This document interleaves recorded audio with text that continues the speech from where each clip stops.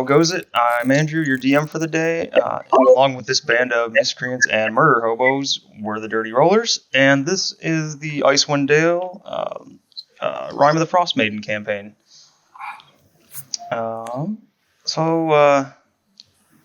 If this is your first time joining us and watching any of our ridiculousness here, thanks for tuning in. If you are continuing on watching either the previous Frostmaiden video or the Goblins Mudbutts campaign in Wildmount, thanks for coming back. If you like what you see here, please like, comment, subscribe, and we ask that you please share the link with at least one family or friend. It would help a lot spread the word around. We'll do a quick little character intro and recap of what happened previously, and then we'll get moving. So, first off, Chrissy, who are you playing? Hi, I am playing Ursula, the Dragonborn Warlock. There's an echo or something. A little bit. Oh, it was Seastar, I think. Anyway, the Dragonborn Warlock, her patron is the Great Old One, and she has a familiar named Tamo. And I think that's it. What is Tamo? A pseudo-dragon. All right. Matt, introduce us to Igna. Inga Raggedpelt, the barbarian Mantor. That I have a question about Inga in a minute, and the moon phase of the night. Oh, yeah. That's a thing that I still have to keep track of. Yeah, I think it's been like 3 days. I am looking when I last wrote that down. Yeah, it's only been a few days since that. Yeah. Yeah, I think it's been like 2? I think you're on day 3 now. Day 3. Oh, okay. You want no Mantar were-rat popping up. Unexpected. And what is Igna, by the way? A Mantor. Half man, half Tor. And class? Huh? Class? Barbarian. Okay. I missed it if you said it. I got lost in your moon phase talk. Wait, Matt, are you a wild magic barbarian? I am a wild magic barbarian. Oh boy. I haven't gotten to see much of it, if any of it. Haven't gotten to see much of that, which is Maybe tonight. a little maybe soon. So actually, yeah, we were talking between sessions, and since you've joined the party here, we've had like the least amount of combat this campaign has ever seen. It was a good time for a barbarian to join. We gotta change that. It'll change. James, who are you? I am James, and I play Jiu. He is a Warforged monk of the 4 elements. Excellent. We got a Robo-Monk. Garen, you're up. I play Garo, the Tabaxi Bard, and it's the College of Swords. Weapons? Weapons? I have 2 scimitars. Excellent. Jacob. Play Tumpy, the Battle Ranger. Battle Ranger. Battle Ranger. Not the Battle Hugger like your name says? No. Okay. And burnt buttholes. Is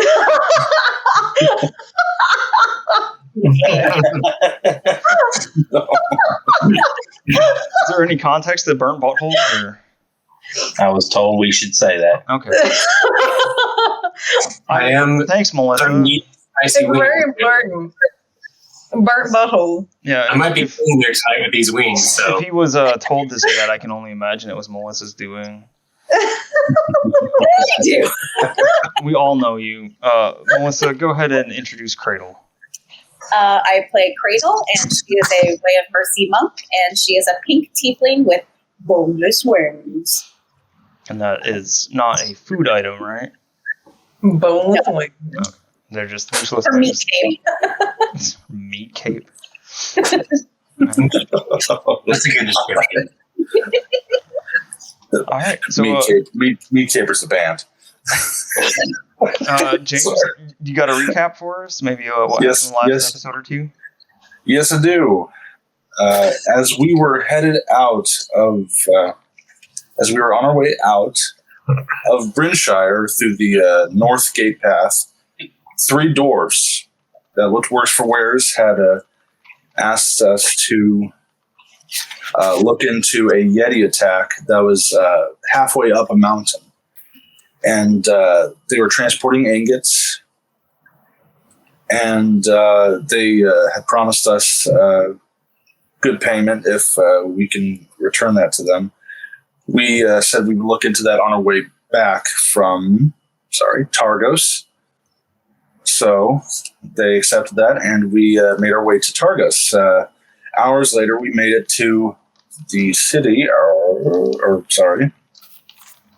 I have this written down. I swear to God, I do. You're good. And what are we looking for in Targos? We are looking into the situation that Helene Trollbane had told us about with the merchant company Torgas. They are basically the biggest fishing industry, and they have the largest fleet. But they have a shady business, apparently, from the word of mouth around the town. And we learned that from the proprietor of the Triglio General Goods Store. We got some supplies, and while half of us were in there, the other half were greeted by a dog that had gotten loose, and the dog had led both Cradle and Ursula a block or two away to a house, and they met Keegan Velrin, who says that his husband was on a expedition. There's a gnat. He was on expedition. What's funny is I think the gnat actually showed up on camera. I hate gnats so much. But yes, his husband Garrett had gone missing. And it seems that the dog, Boy, was the seemingly the only one to escape. So Keegan had asked for Cradle and Ursula and the rest of the team's help in finding him. So he lent us Boy and a piece of Garrett's shirt to help track him. Then we made our way to, to the Luskin Arms, kind of a medieval Airbnb. No. But where we were met by a barkeep named Owen Tarsenal. And after some food and drink, that's where we called it a night. Perfect. Yeah. So yeah, this would be the next day. So this would be day 3 for Igna. You guys wake up in the old Luskin styled bar and tavern here in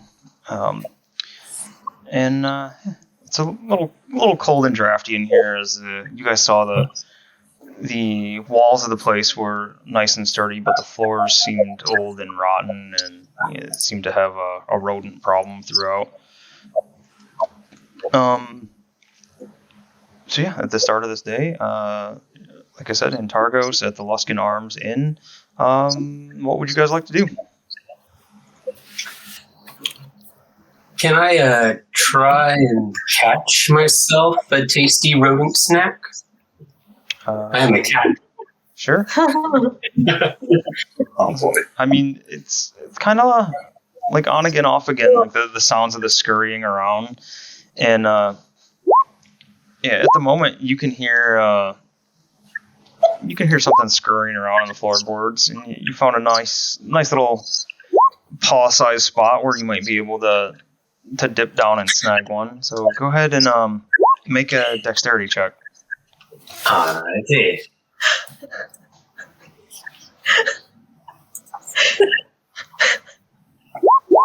I got a 12. So you're able to just reach down and snatch a rat. It's a good-sized rat from under the floor. All right, this looks good. If it's swimming, I'm just going to bite its head. And I'll take it out to to the proprietor and go, "I cut me one of these," and slam it on the table. Thanks. Can you get it off the table where I serve the food and drinks, please? Oh, I thought you might want to, I don't know, fry it up or something. It's a shame to waste meat. All right. He looks down at the bar, and there's somebody else at the bar kind of watching the encounter. He's like, no, we don't serve rat meat. And please, get it out of the bar. Oh, okay. All right. Where's that dog at? It was, Boy was with Cradle and Ursula. Is it boy or boy? Boy. B-O-Y. Oh, okay. You boy? Boy? Your tabaxi's southern? What? Your tabaxi's got a southern accent going now? Yeah, I guess so. You take Boy down to the hollow? Yep, me and boy. We're going to go frog gigging with boy. We still have Boy in our room with us. Oh, okay. I'll just kind of hide the rat behind my back and wait till I see boy. Okay. When I wake up, I say to Ursula, you know, I think it's just not right for me to change Boy's name to Melvin. Seems kind of wrong. He looks more like a Roscoe. Let's go, Roscoe. And I take the dog out of the room with me. Well, you said let's go, Roscoe. He doesn't react at all. But like, are you just dragging him along? Dragging him. I'd like to think that Gia would be kind of sewing something for Tamo. Oh yeah, you can roll your tools check to see if you make your little was it a sweater? Some like a little sweater that could help fit around his wings. Yeah. Something that you can button around or something. So you can roll that, and while you're doing that, you say, "Come on, Roscoe, Cradle," and go to walk out of the room, and the dog doesn't budge; it just stays where it's at. It doesn't answer to Roscoe. Would this just be an intelligence check? I forgot how to do it last time. Are you using tools? Yeah. Then you'd add your proficiency bonus with if you're using tools that you're proficient with. Yeah. And so, okay. What is it? Dexterity and proficiency, I think. I will gladly take it if that's what you deem it. Yeah. 1 second. Might just be a roll plus. I'll look it up. Well, I'm looking that up. Melissa, what are you doing when you realize Roscoe, or not Roscoe, is doing? Or not moving, I mean. I am disappointed and I go, "Come on, Boy." And as he starts walking with me, I go, "Roscoe." He does a big happy look and bounces up and follows you out the door. Ursula, when she's listening to all this, she's rubbing her head and like, "Oh, what is this?" And she kind of shakes her head and tries to get up and walk around, seeing if maybe her head clears.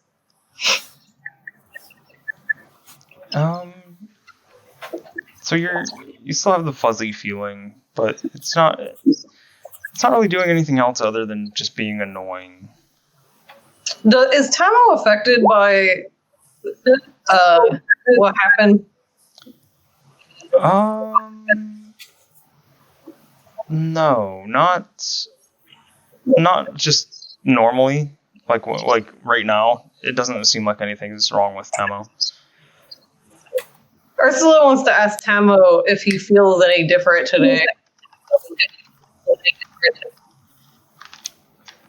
You get a feeling imparted to you back that nothing's different. Same. Okay.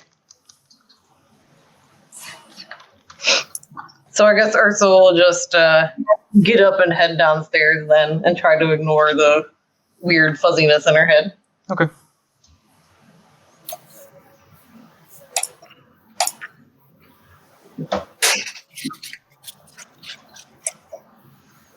Do I see Boy and Cradle? Boy and Cradle come marching down the stairs. Boy looks happy. He's kind of happy dog, tail curled up in a big arc over his back. I run up to him and Cradle and go, "Oh, boy, I got something for you." And I show him the rat. You have his attention, and he just slams his butt on the ground, and he looks straight ahead. Now you get the idea that he's like a really well-trained dog. I pat him on the head and I toss him the rat. He snatches it out of the air and just starts eating it in the middle of the bar in front of everyone. Ah, good boy, good boy. And then I pat Cradle on the head and go, "Sorry, I didn't catch one for you." James, real quick, you're successful. I look at the dead rat. Making that sweater. Rockin'. Yeah. Go ahead, Colonel. Aww. This just scares me because now I have to make the sock for Inga. Igna. I'm like, oh, why can't this sweater be more detailed? Do you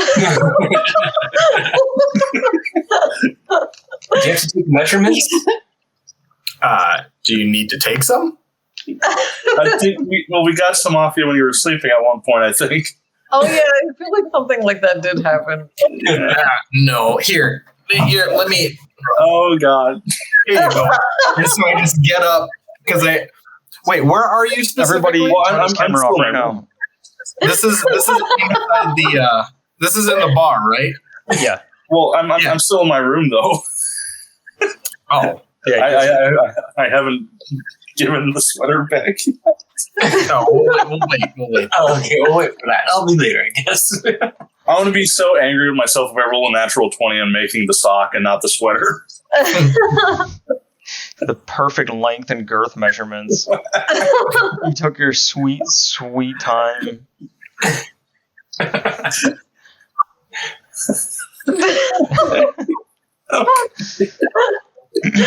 I'm sorry, James. That's okay. It's all fun. All right. So, what was Curdle going to do there? No, God damn it. Oh, she's just going to look at the dead rat and contemplate if her hand of healing would do anything. It's flexible.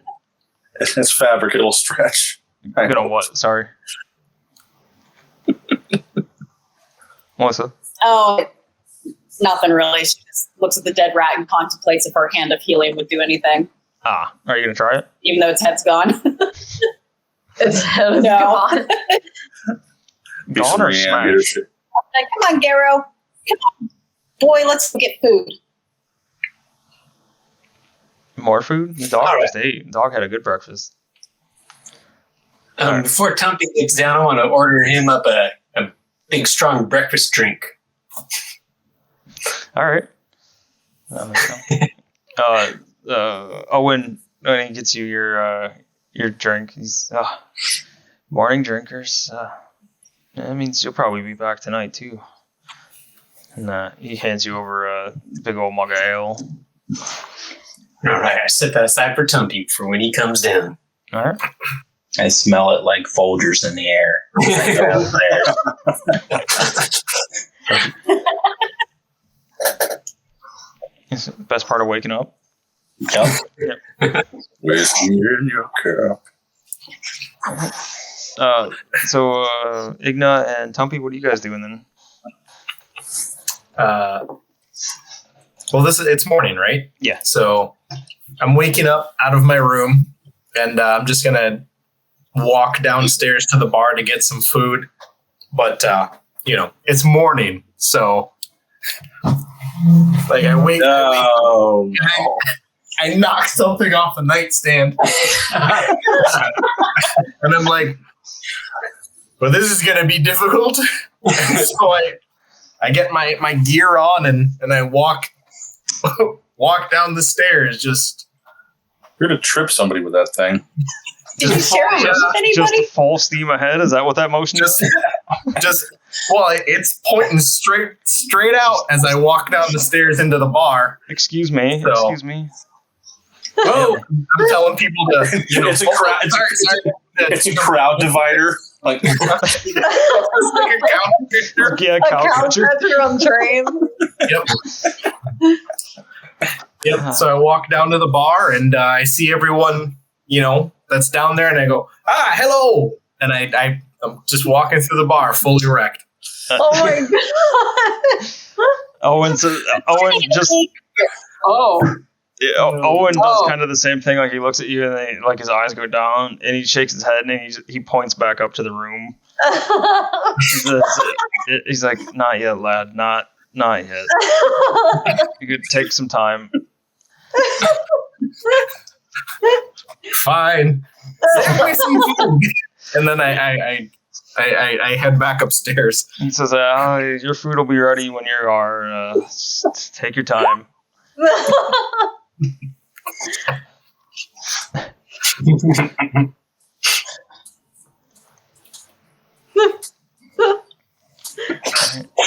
So, Tumpy, you follow your nose and you go down and you find a nice big mug of ale sitting next to Garrow, and looks like he's saving it for you. Thank you, Garrow. Cheers. Cheers. Oh, wait. I don't think I got myself one. The fuck? Oh, I got to order one. you high five it out of his hand. So, hold on. Yeah, he brings you over another one. Okay. All right. Cheers, buddy. Your AM cheers of ale. AM ale. Yeah, AM ale. All right. So you guys, you can have your breakfast and wait for Igna to join you. Anything else you want to do or talk about? I make sure I give Ursula Tamo's sweater. Tamo's sweater. Ursula squeals in delight. It's funny because he just doesn't want to let it go because he's like, if I let this go, I have to work on the sock.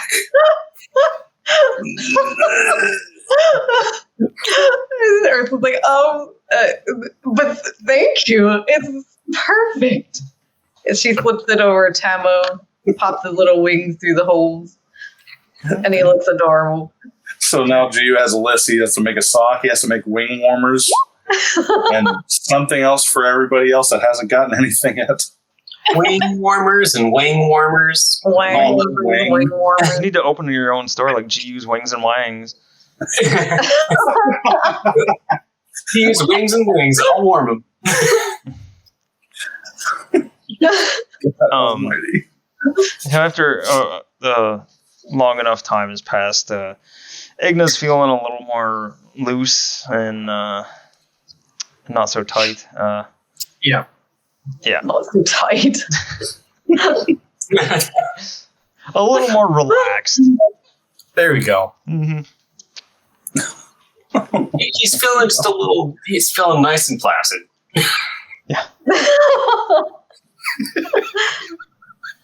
He's a little over the moon and through the roof. There we go. All right. So yeah, you can come down and join the rest of the group now that you're decent. And Owen looks at you when you come down. And he says, "I appreciate it. It's not something anyone wants to see first thing in the morning. Least of all me." He's still got that gloomy look on his face. I go, hey, I'm sorry. It's got a mind of its own. Yeah, don't know it.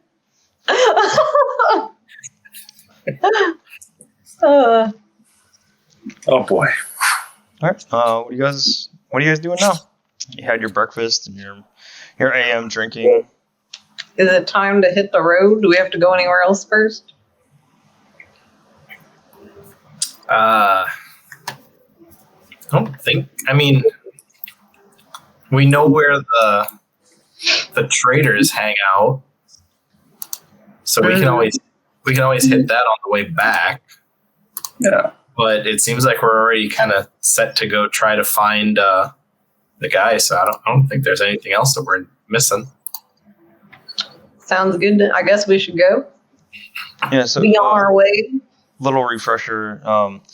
So you guys have the Finding Torgs mission. You have the quest to find the dwarf's sled, the dwarves that are waiting for you in Bryn Shander, and then finding Garrett somewhere up on Kelvin's Cairn.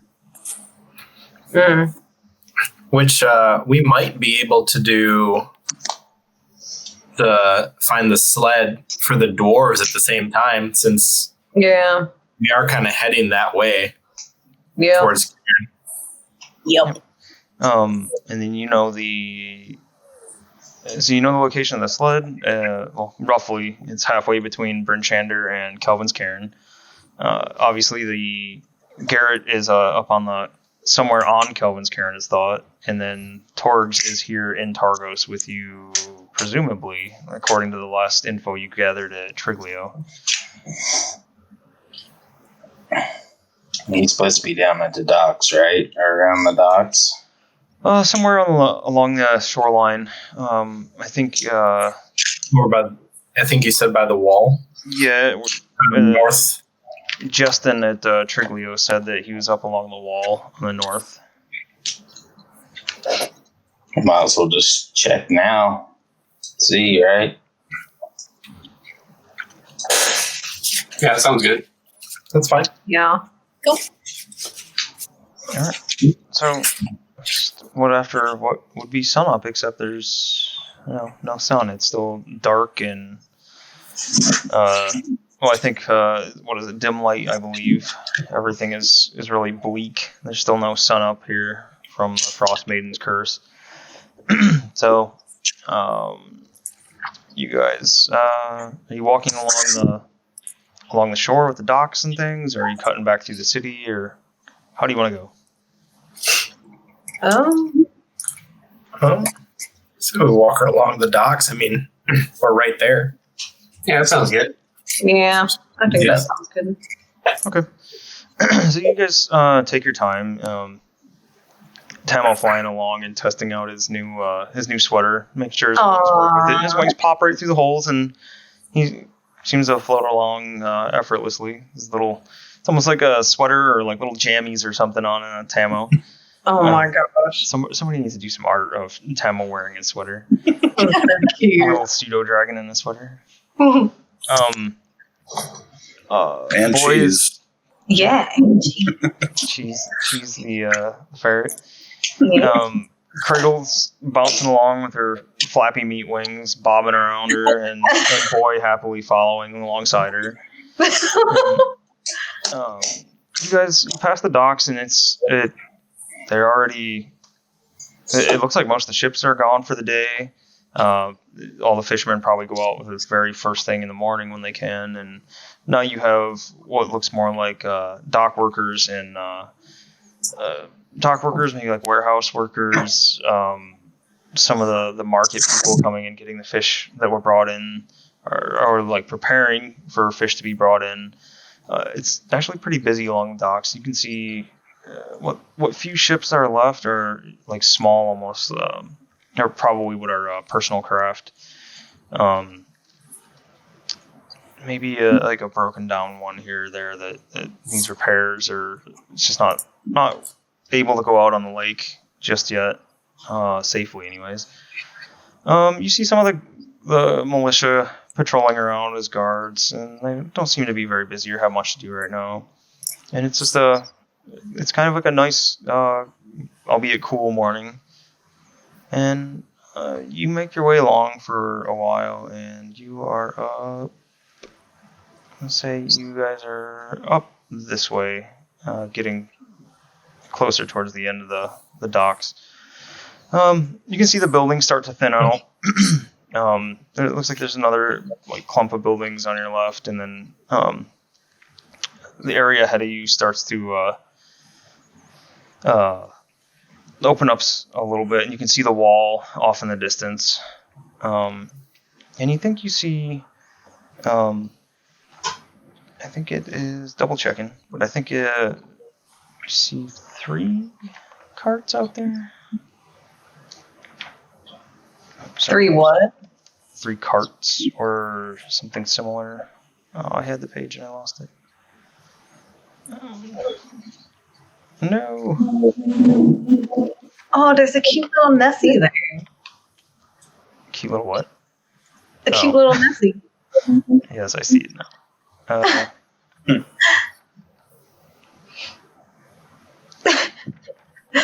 Stupid. I had it.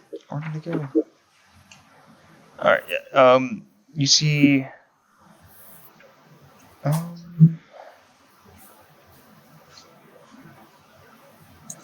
yeah, you see a group of 6 dogs ahead of you. You see what looks like a little stand being set up by a handful of people.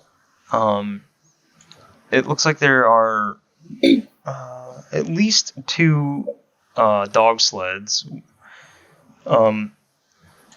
You can make out, as you guys move a little bit closer, you can make out the sled that still has dogs attached has 6 dogs to it. The other 2 sleds don't appear to have any dogs attached to it right now, but you can see the harness for each of them lying on the ground. You can see people. Let's see how many it says.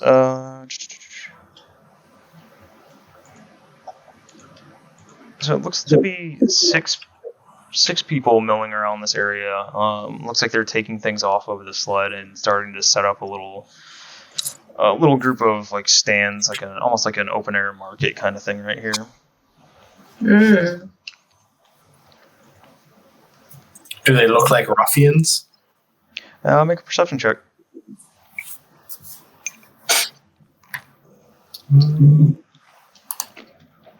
You guys can tell me otherwise, but I assume that you keep walking while you're seeing all this.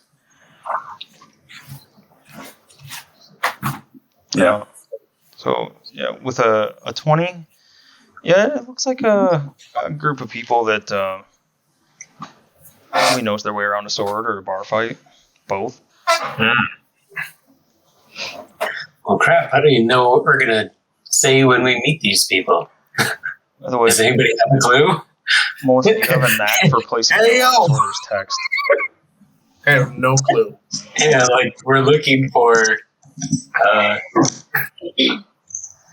Borg merchant company, but when we find it, what are we going to do? I mean, we could try to hire them for a job. That's a good idea. They're like, oh, we got a job behind this building here. Yeah, it's a big delivery.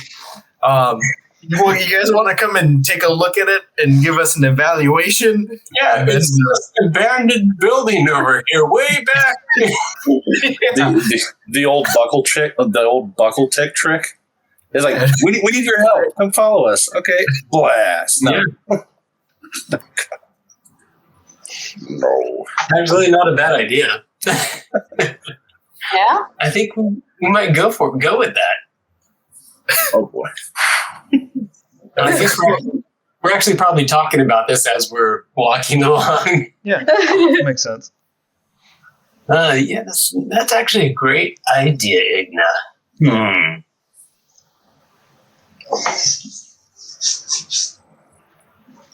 Well, crap.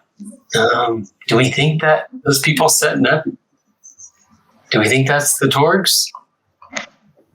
I don't know. They do look like they know their way around a sword and a bar fight. I'm getting butterflies in my stomach.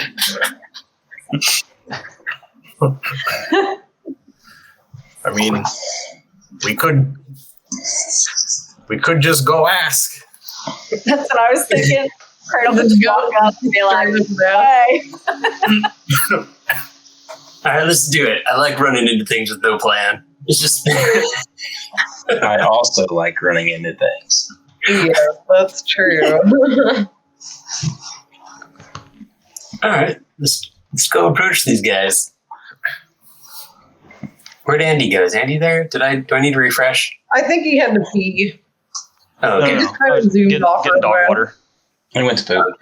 Getting dog water while you guys were discussing your plan. Sorry. And dog water is code for pooping. That would be the single fastest poop of all time. Oh, Jake just left to go get some dog water. Yep. Boom, done. Yay. It's the fastest I've ever seen anybody water a dog. All right. So, yeah, you guys are just gonna walk up and see what's going on. Yeah. All right. Please hold. Please hold.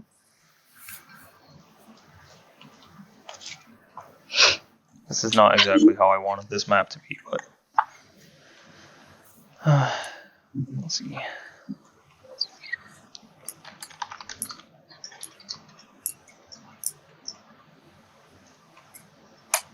So, Andy, are they in the middle of setting up, you said? Yeah.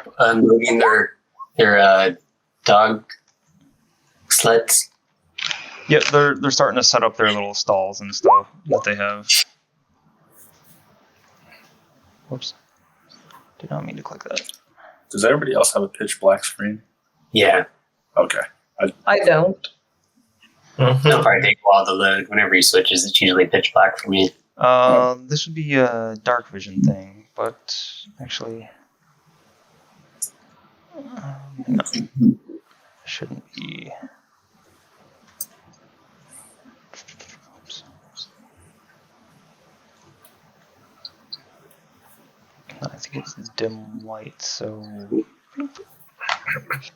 Alright, can you guys see now? No. Nope. I see everything. I see everything. I see everything. Alright. Oh. Oh. What was that? I thought it was Volos. covered. Wicked as hell. Yeah, it was covered in Volos. I was just moving the thing. So, can you guys see everything now? I see an angry looking guy with a crazy scarf around his head. What? I see a black Okay. screen. Same. Black. I see a little silhouette of a man. Scaramouche. Scaramouche. Gosh. I see a red door. Oh, Oh boy. Does that work? Scared. Oh, okay. We tree. see it. Okay. So the thing on the right, just ignore that. Couldn't get exactly what I wanted here, but you'll get the idea. So you have the building, the big building on the left. This here, you see looks like a old warehouse or barn. It's probably this close to the water. It's probably a warehouse of sorts. You see up top behind you, or behind them, is the wall, and the wall would be over on the left as well. This on the right would be over closer to the shore, but not quite the shore yet. And you see the one old house standing out front. Whoops, I don't know what I just did. Oh, I hit the thingy. Sorry. What? What is that? Let's solve Melissa's. It does look like steaming poo. What is that? It's a steaming shit. It kind of looks like that. I can't really. And it's out back. He's behind the building. And they do have dogs. There's no outhouse, so maybe. It's the dog's poo. How the hell do you, out of everything that's on the map, do you see that and like hone in on that? She's pooping. She has the poop radar. She has the poop sense. The poop sense. Anyways, Senses were tingling. you guys come up on them, and it looks like they're taking things off the dog sleds and setting up their market, their little stalls and things. You see 4. Double check. I think you see 4 humanoid looking guys. Yeah, you see 4 other humans like walking around hefting things and setting them on the ground. You see a large heavy-set dwarf in what looks to be like old leather armor.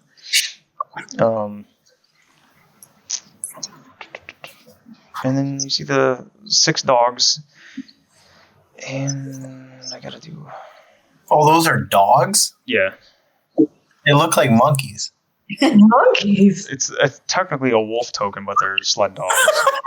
So I don't know how the hell you see monkeys on that. Oh, those. I don't know, that looks like a monkey. And then every so often you see another. Second.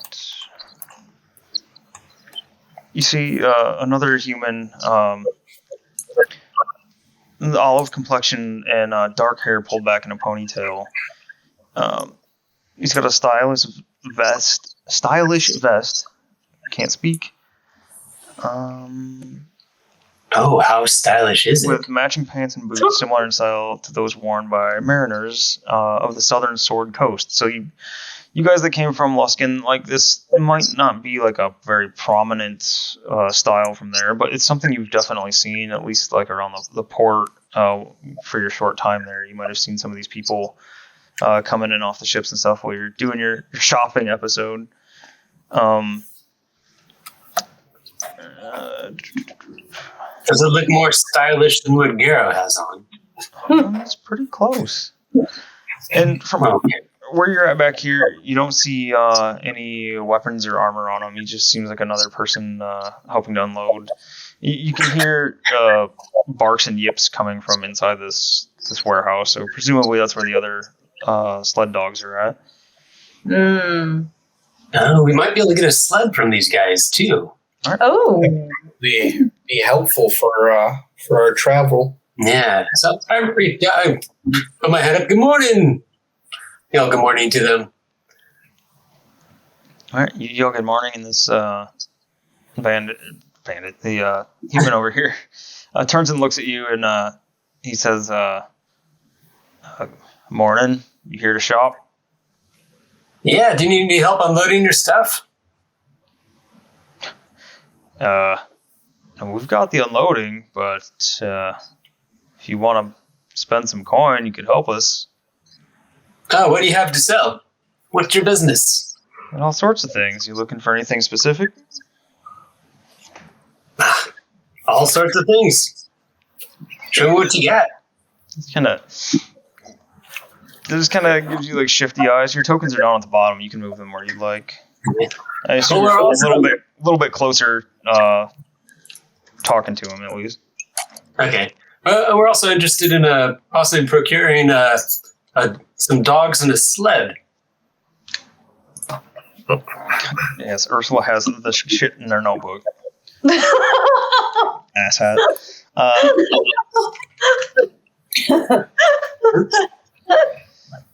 Can we move our characters? You should be able I cannot move. I couldn't I can move Camo, but I can't move Ursula. Move this little dot around. He's gonna call us all hats by the end of this one. Did you just turn into Ron Funches? No. I think I was trying to do Bruce from Family Guy. Oh no. Mayor B for everybody. Yeah. Bye world. Okay, you guys should all have control now. Awesome. I'm gonna put my health in. Stupid. Okay. Everybody good? Yeah.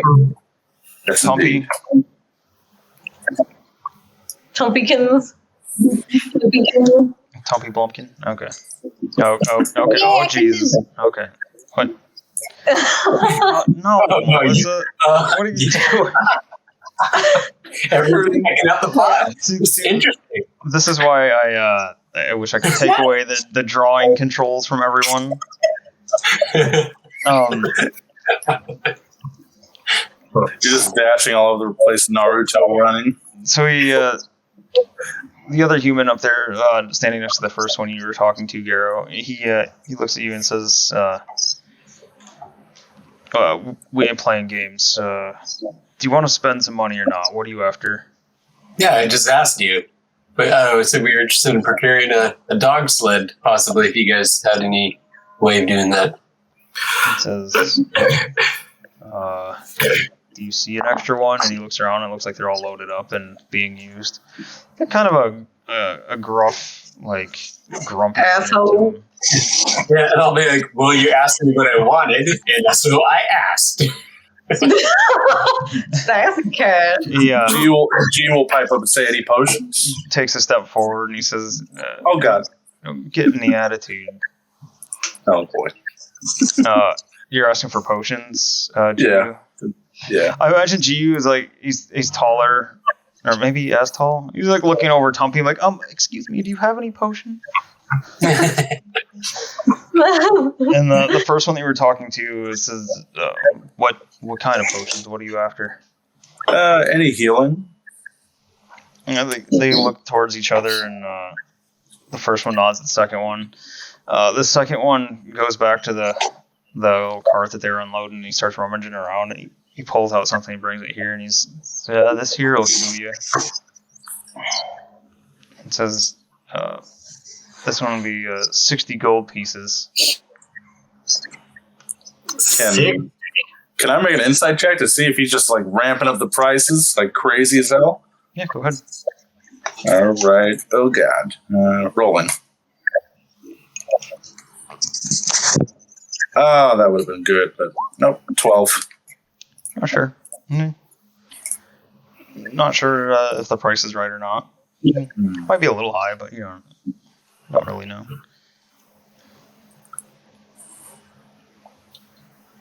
As I walk towards them, I do say, are you guys with Torgus? We're with Torga. This is Torg's Merchants, merchant caravan. Assume that's why you sought us out. You knew that, didn't you? We just couldn't get the right directions from any people. That means some people are doing good then.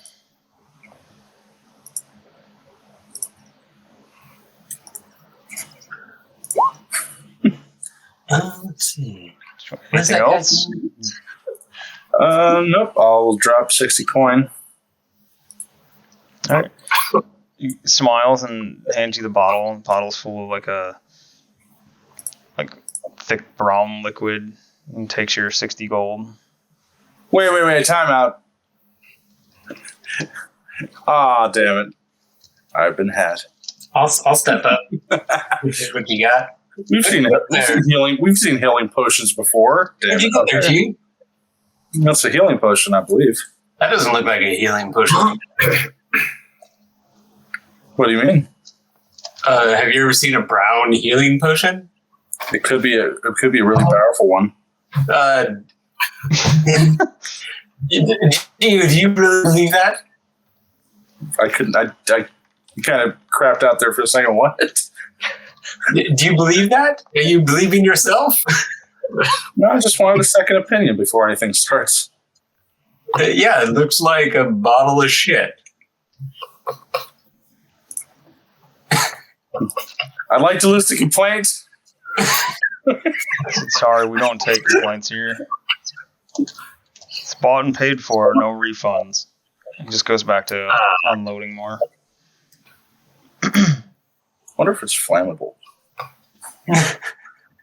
Dump it on him, set him on fire. Do you do that? Did you get No, he does not. He does not do that. No, he just puts the vial away and. That's something Tumpy would do.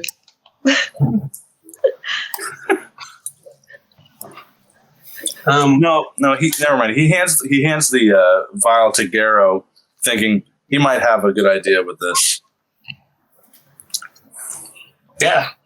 I look at it. Does it look like a healing potion to me, Andy? It's like a thick brown potion moving around in there. It's like liquidy, but it's brown. It doesn't look red like the normal healing potions. Montezuma's potion. Excuse me, I think this might not be a healing potion. Do you have any healing potions back there? No, that potion there, that one you bought, that'll heal you. Do you have any red ones that are healing potions? Let I mean, that's a healing potion. You just go away to wherever you're sleeping and you take it at night and you'll be better in the morning. Says, I don't know about the red ones. Hang on. He whispers something to his buddy, and his buddy, the like gruff one, goes in the back and starts digging around. He pops his head out and he shakes his head no.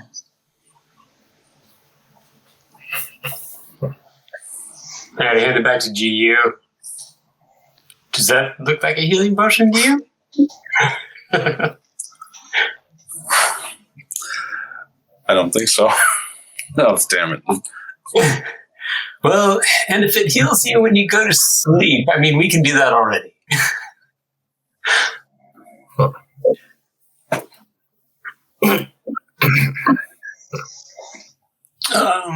So can we get our money back for this one? We just, it's not quite the quality we were expecting. That gruff one comes back up and he says, we already told you there's no refunds. How about you give us at least just 50 gold back? When you paid 60, just give us partial. We'll be satisfied. He says, no refunds. And then you can see a dwarf come walking up, and you see it's a heavily built female dwarf in her like oldish looking leather, like battle worn looking leather. She's got a rough face. Looks like she's seen her fair share of fights, much like her armor. And crosses her arms and stands back. She says, "What's the deal here? We got a problem?" We may. How about you give us half our gold back, and then we will have no problems. I'm trying to intimidate them. Yeah, you can try to intimidate her. Should I roll? Absolutely.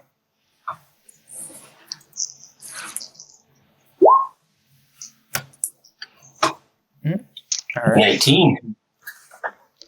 1 second. I get plus 7 to my intimidation. That seems pretty good.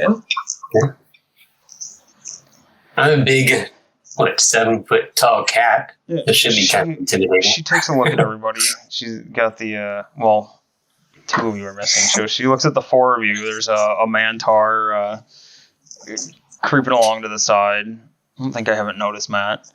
And this weird robot figure and this giant cat and then a dwarf hanging out in the background. He's like, well, we don't want any trouble here, but I believe the man said no refunds, and seeing this cavern's name is Torg's Caravan and I'm Torga, I also say no refunds. So either buy some more stuff or go on, take your purchase, and get out of here. Well, if you're not going to give me some refunds, can you point me to where I might find Suffolk Caltro? At that point, like everybody goes a little bit quiet, and you see 2 of the humans turn back and look at the dwarf. She says, I'm not sure that name. What was that name again? Suffolk Caltro. Oh, sassy. Damn. Not ringing any bells. What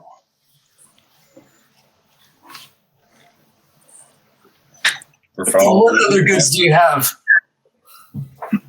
Got plenty of stuff here. Do you have any instruments? Any what? Any instruments? Musical instruments? She pulls out.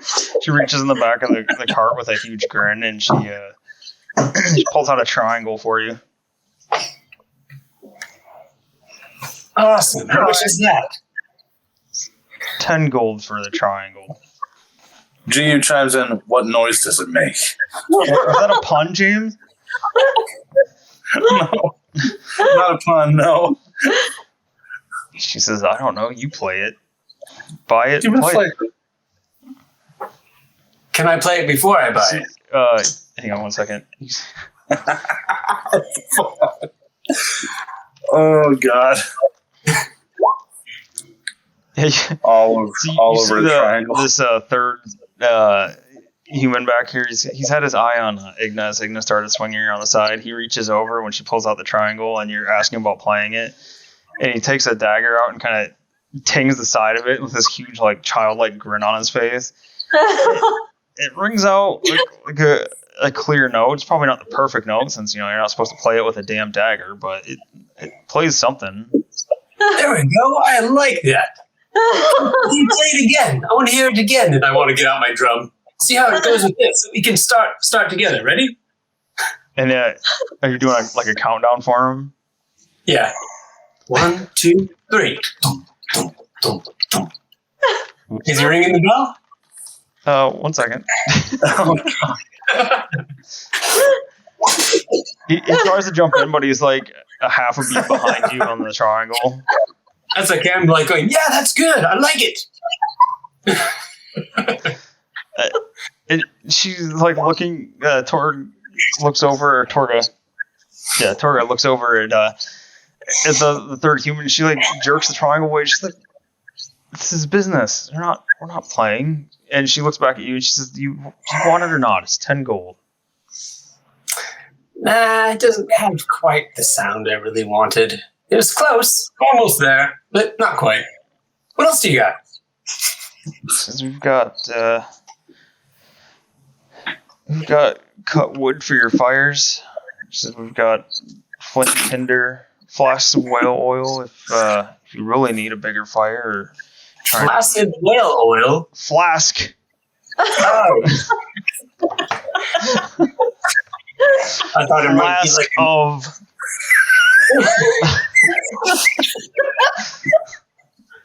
God damn it. Alright, I put my drum away, and it's kind of sticky. She walks over to the second cart. Is that? Yeah. She walks over to the second cart and she says, "Over here we've got some blankets and some fine furs, some rations, a couple bottles of wine and cheap ale. I come over there again, and I'll wipe my hand on the guy that's next to me. He whips around and he eyes you suspiciously and like checks his pockets and makes sure you didn't take anything out. And then she said, "Over here we've got some." No, she doesn't go there. She's over here. We've got some more medicine, some more healing potions, and if you really need to kill some vermin, she slides open another another box, and it's loaded with like small little vials of dark green looking fluid. What'd she say that was? If you really need to kill some vermin. Oh. She's like, that's about it for right now. Are you buying, or do you need to be? Yeah. What do I see in the cart? What do I see in the cart right in front of me? That was the one with furs and blankets. Oh, okay. Furs, blankets, rations, some wine and ale.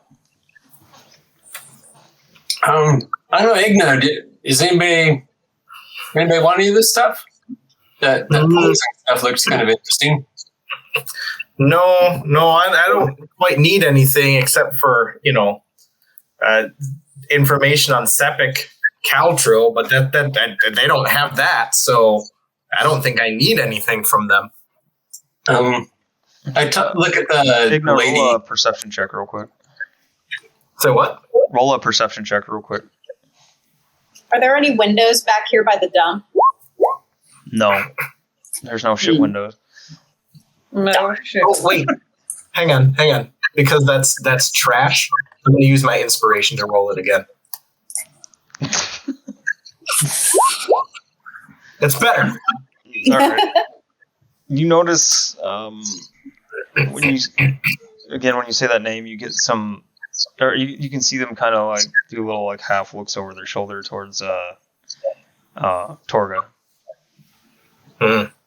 Would the guys in front of me kind of do the look back at her for a second? You can roll a perception check, do you? Oh boy. Actually, Tumpy, I need you to make one as well for something else. Say perception. Yes, please. 13. You notice the guys right in front of you kind of like look over their shoulder real quick at in the direction of Torga. No, Tamo can't, because she's not actively looking through Tamo's eyes, and she's too busy looking at shit and back in the barn. You guys are busy poking around at shit, drawing shit in your notebook. So Tumpy, you notice that sixth person that was unloading seems to have disappeared. At least they haven't come back out of the warehouse.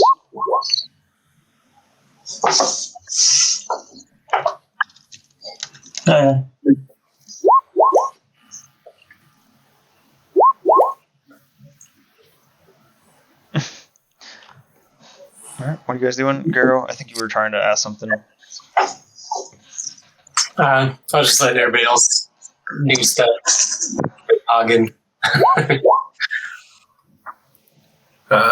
I'd like to say to at Torga, like, why is it every time someone says the name Sepik Caldfro, your boys tend to look at you?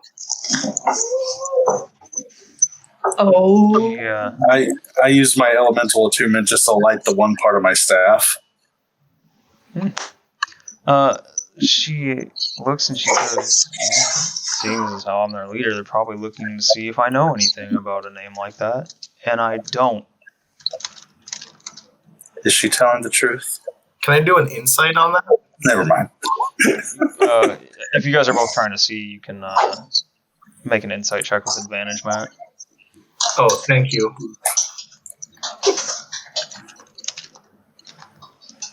Oh my god. You guys are obsessed with this thing. 250% zoomed in. Does a 15 tell me anything? 15, you're Yeah. pretty sure, like, she's being super defensive about it. It seems kind of angry in the way she crossed her arms when she answered you. You have the idea she's probably not telling the truth. I'd like to say, Torga, the thing about that is, I just don't believe you. I don't believe. Honestly, I don't really care what you believe or don't believe. Mm. Oh, you don't want him not believing you. Believe me. That you should believe him and he should believe you. This is like some Ben Stiller dodgeball shit here. Nobody makes me bleed my own blood. Nobody. She says, I think it's time for you and your friends to leave. Just take what you bought and head on out. And you can see everybody that's over there. When she says that, you can see everybody start to drift a hand down towards their belt. Go ahead. No, you go ahead. I'd like to drift a mage hand from off my hand behind my back around the cart and see if I can grab anything off of do a sleight of hand grab off of the main leader lady. Off the leader lady? Alright, Yeah. Roll a stealth check on your mage hand.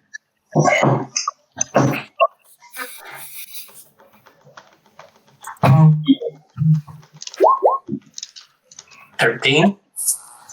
Right.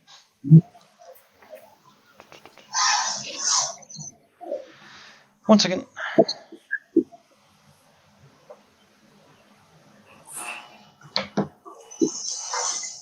Oh, I screwed something up there. Sorry to throw that out there. I'm just like, what the hell? No, you're fine. That's not you. I screwed something up on my own. Like, Jared doesn't like these people. Let's just got something off of them.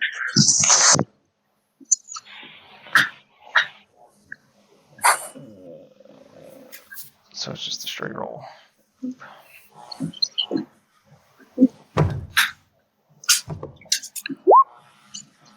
Bok. She sees your blue mage hand reaching for the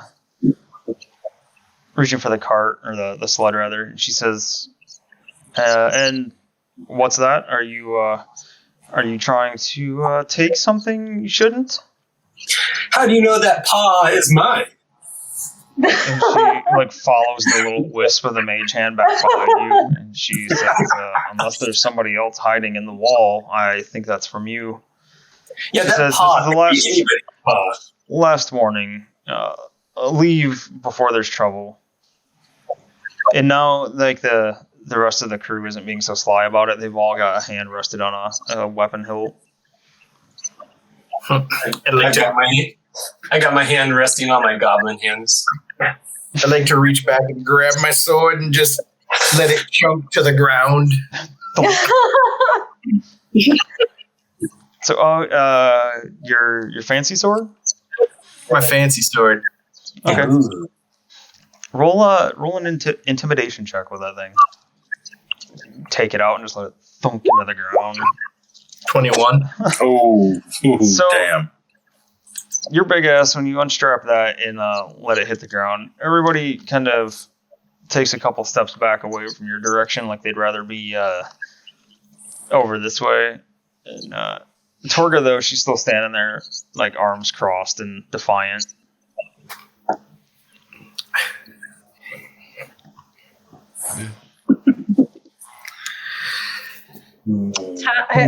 Ursula wants to yell very loudly through Tamo in a roar. Who pooped back here as loud as she can? You can yell through Tamo. I can yell through Tamo. Dragging on the roof. Yeah, so suddenly there's this tense showdown going on. There's this little dragon perched up here, opens his mouth, and does it come out in Ursula's voice? Yeah, it's in Ursula's voice. All right, so you hear Ursula's voice coming through on the roof up above all this.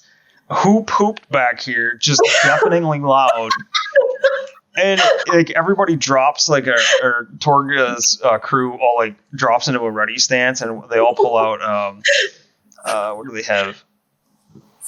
They all pull out scimitars and short swords. Yeah, a couple of them hold a short sword and a dagger.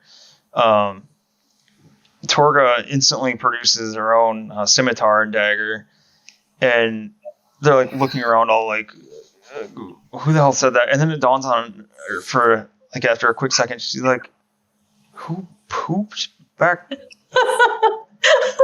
She just has this really puzzled look on her face, and she looks around she has no idea who's yelling. These three over here are all looking up and trying to find what the hell that was. Let's see. Can I take advantage of their surprise and do a surprise attack? Yeah, who are you attacking? I'll do this one right here in front of me. So as everyone is as everyone's like, what the hell was that sound? I'd like to just yell, it was me!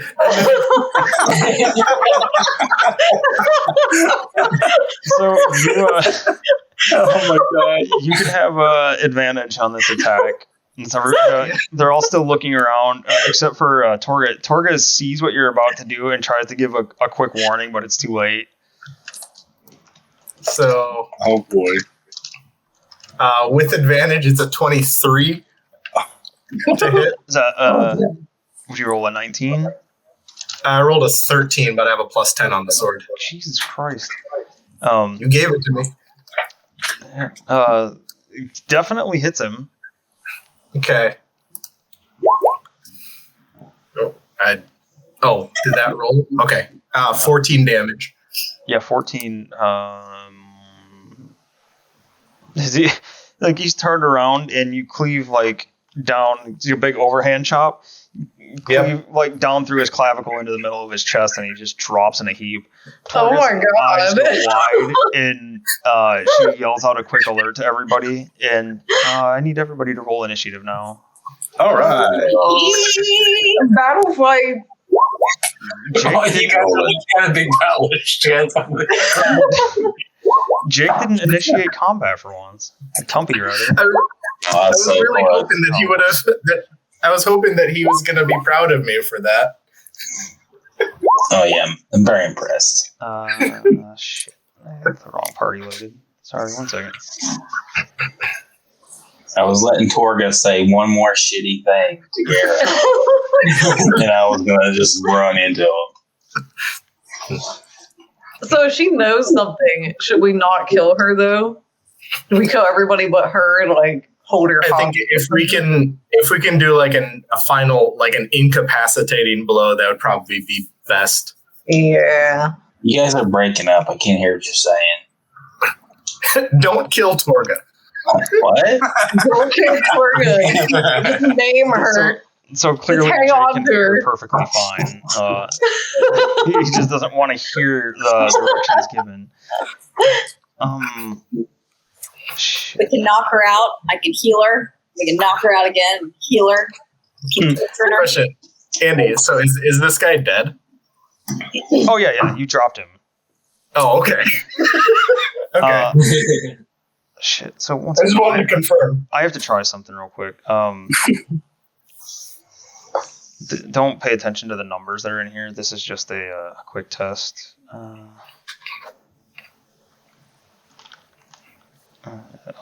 Relatively. Pay no mind to the man behind the curtain over here. It's 56. Oh, that's really high. All right, can you guys see the names of the enemies in there? No. Nope. They just show up as blank?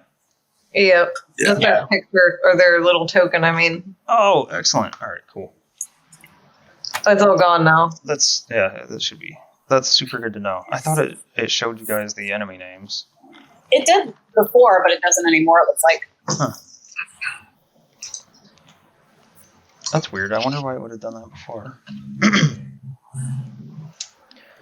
Okay. Blap. Alright, so Cradle got a 6. Did you roll a 1? Or no, that was Ursula. My bad. I got a 6.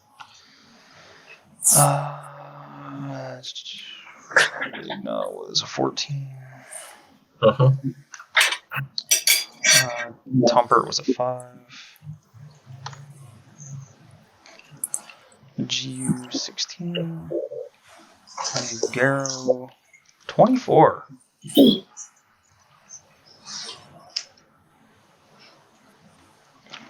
Oops, shit. These will all be the same.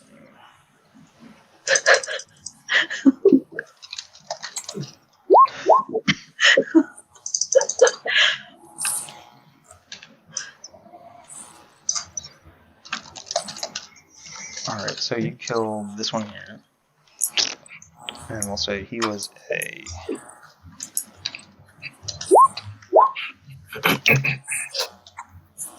So he's on it.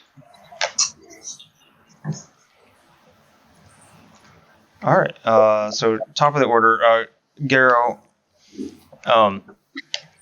So there's just like this big yell out from the rooftop. Hooped back here, just loud as could be.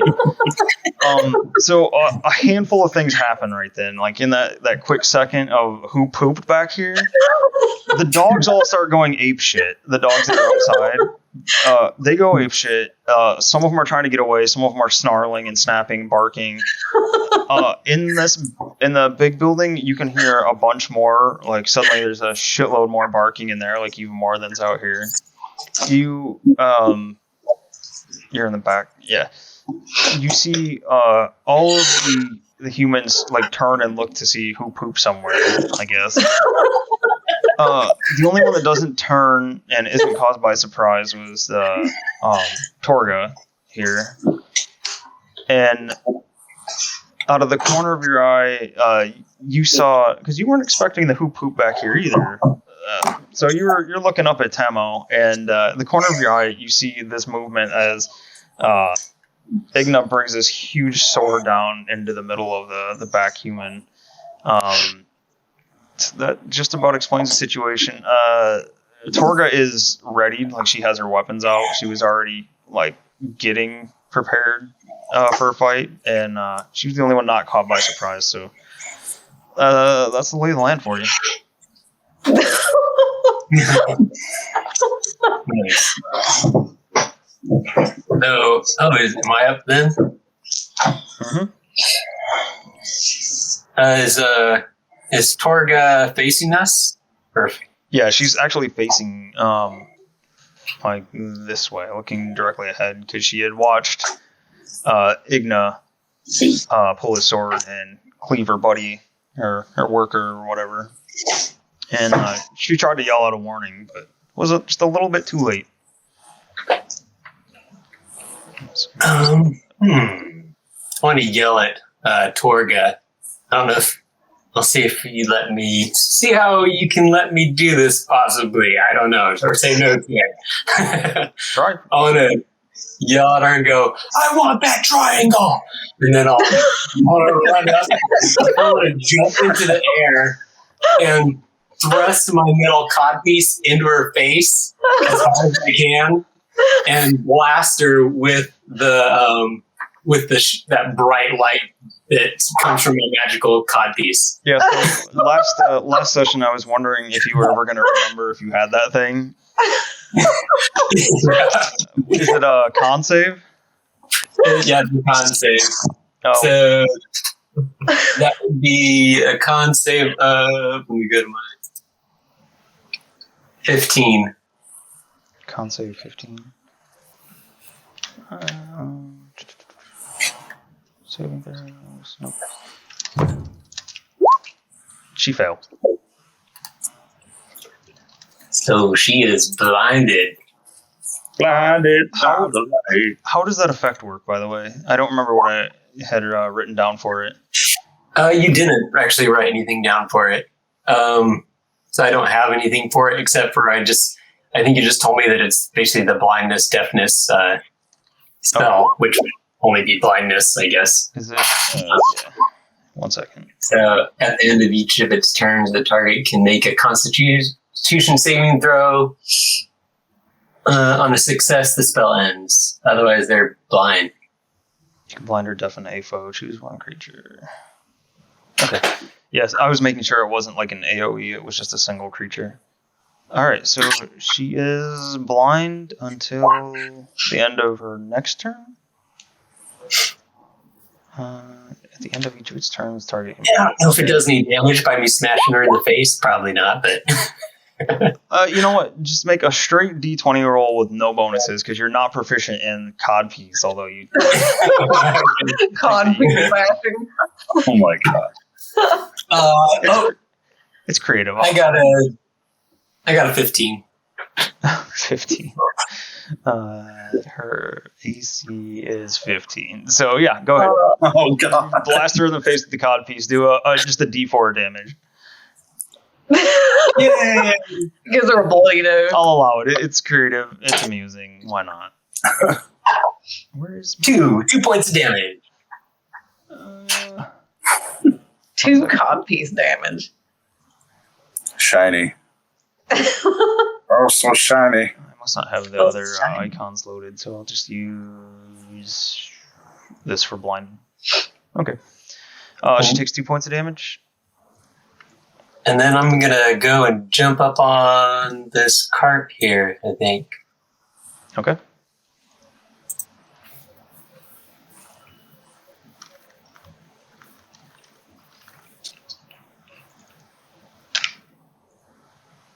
All right. Is that Actually, can I take that back, actually? I don't think. what are you trying to do?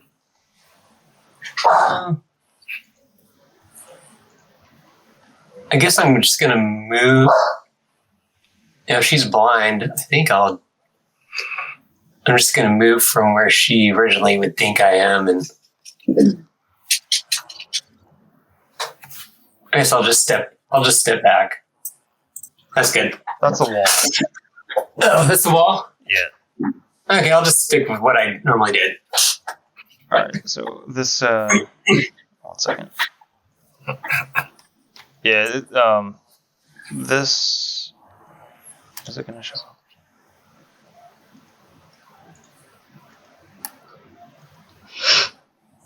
Yeah. So we'll say this whole back part here, it looks like a farm plot, but it's just because I couldn't have the map I wanted to. So this back plot here, it stretches the length of the map. It's the wall for the outside, the big wooden wall. Mhm. So you can't really move through that, but you can like jump over the cart and get over it if you want. So you're on this cart here. Okay, I don't have to move anywhere. I mean, I can just take her right back up. I just don't want her swinging at me where I was and have it hit me. Yeah, that's fine. Okay. All right. So you're done. Let's see. Giu, standing where you are, you watched your cat friend Garrow jump in the air, thrust his pelvis forward, and a huge flash of light erupted out of his codpiece when he smashed it into the dwarf's forehead. All right. Judging by how Torga is holding her eyes and like kind of haphazardly swinging around, it looks like she's pretty well blinded. Oh boy.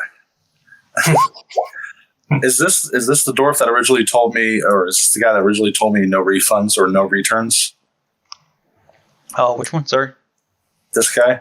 Yep. Is he the original? He was All right. a sassy ass cat. I'm gonna engage with him. Oh, my bad, Melissa. It does say that. And I'm going to pull a Colonel Stars and Stripes and take that bottle of healing potion and toss at his face and then swing with my with my quarterstaff and say, with my quarterstaff and take a cue from Garrow and say, my quarterstaff, sorry. And I take a cue from Garrow and I say, I give returns.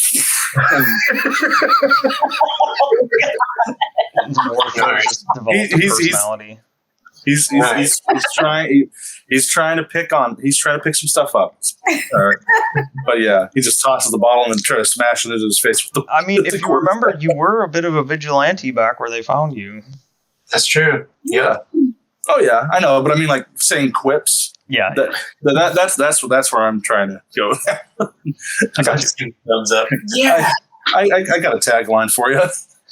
But yeah, I'll take a strike. I'll take 2 strikes at him with the bow staff or quarterstaff. Yeah. Okay, so rolling for the first hit.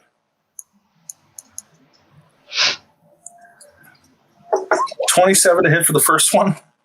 Nice. Definitely hits. Okay, I'm gonna roll the damage on that one first. Okay, 8 bludgeoning for that one. Okay. And second hit with the quarterstaff. 15 to hit for that one. 15 hits. Alrighty. And 6 bludgeoning for that one. Someone have music on? Is it me?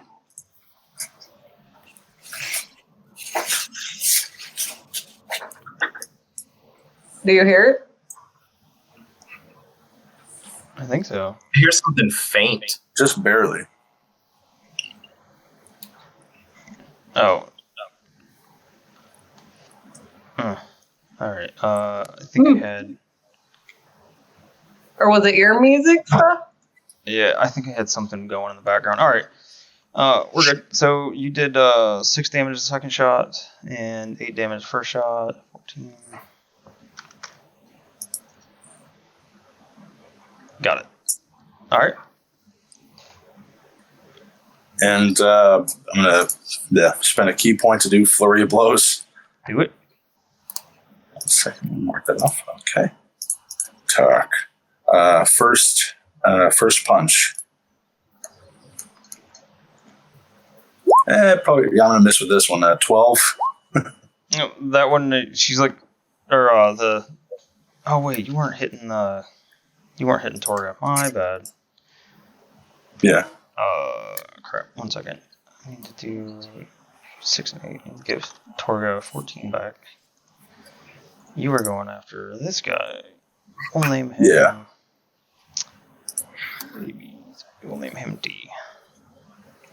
Dude. So yeah, this is gonna change your shit up. So you hit him with the first quarterstaff, and you kind of knock him for a little bit of a daze. And as he's falling one way, you smack him back the opposite way with the quarterstaff, and he just falls in a heap. Alrighty. After that, I guess that first punch would be against this guy. All right. Yeah, I guess the first of the punches would be against this guy, and I missed with a 12. Well, Or I think I missed with a 12. 12 hits him. What? Okay. No complaints. Holy crap. Okay. 6 bludgeoning for the first one. That was a natural 1. No. Oh, that was damage. That was the damage. My Yeah. bad. All right. Yeah.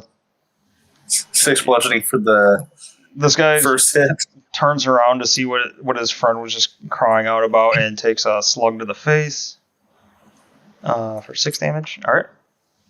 Then the final unarmed strike. 26 to hit. Jesus. Yeah. Okay. That one lands flush.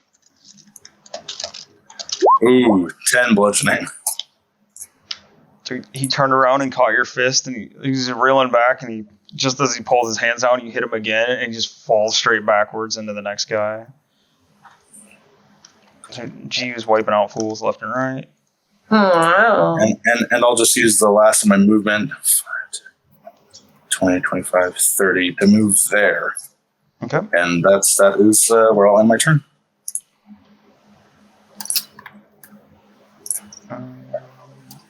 Monks are badass. I love them so much. So much. So much. Oh no. Give me just a second. Condiments. I gotta look and see something.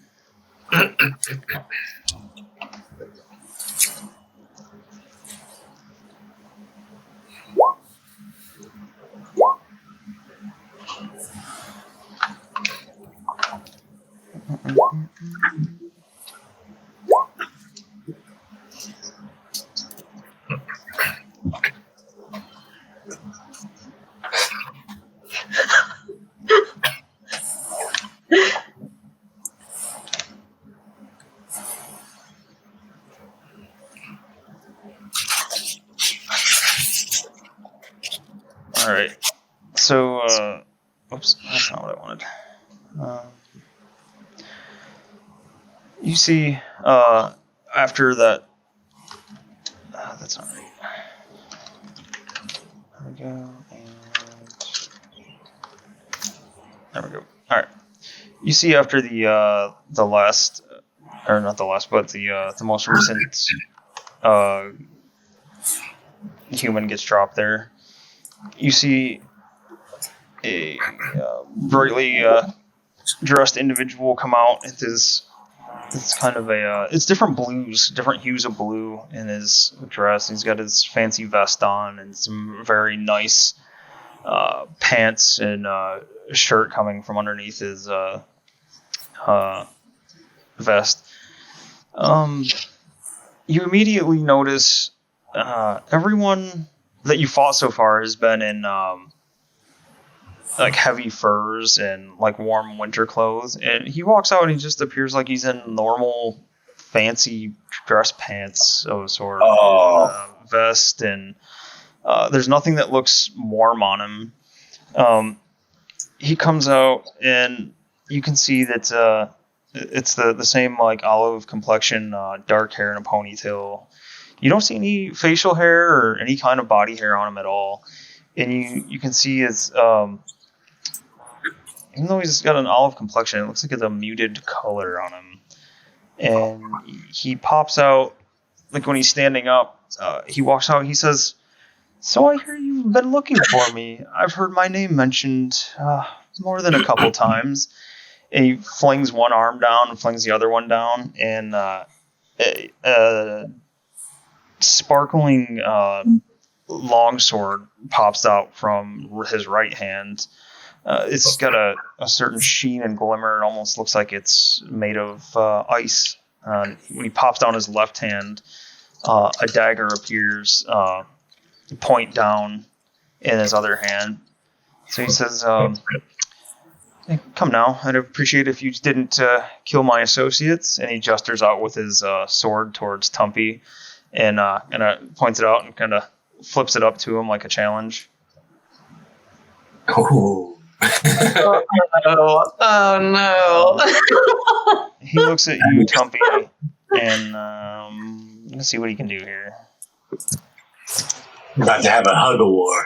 Hug war? Yeah. I see everybody measuring. Everybody furiously measuring. We're gonna measure the shit out of this game.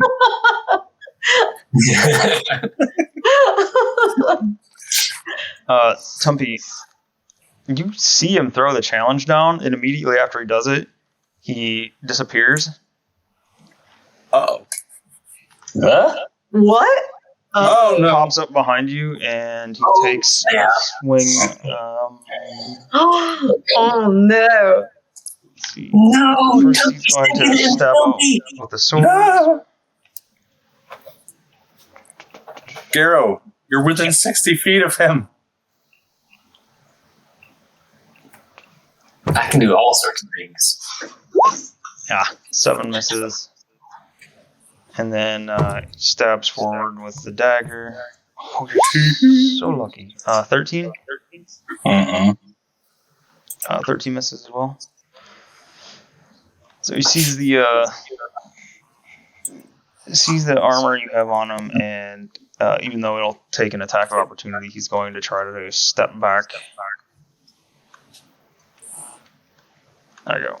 So you can get your attack if you like. Or not, because you weren't facing him. I'd say probably not, because he purposely teleported behind you to get those attacks. Okay. Alright. So it's Igna. I would like to use my bonus action to rage before anything. How does Igna rage? Since I don't know if we've gotten to see this or not. So, I don't think I had anything planned for a thematic image of raging. Helicopter. Helicopter, yeah.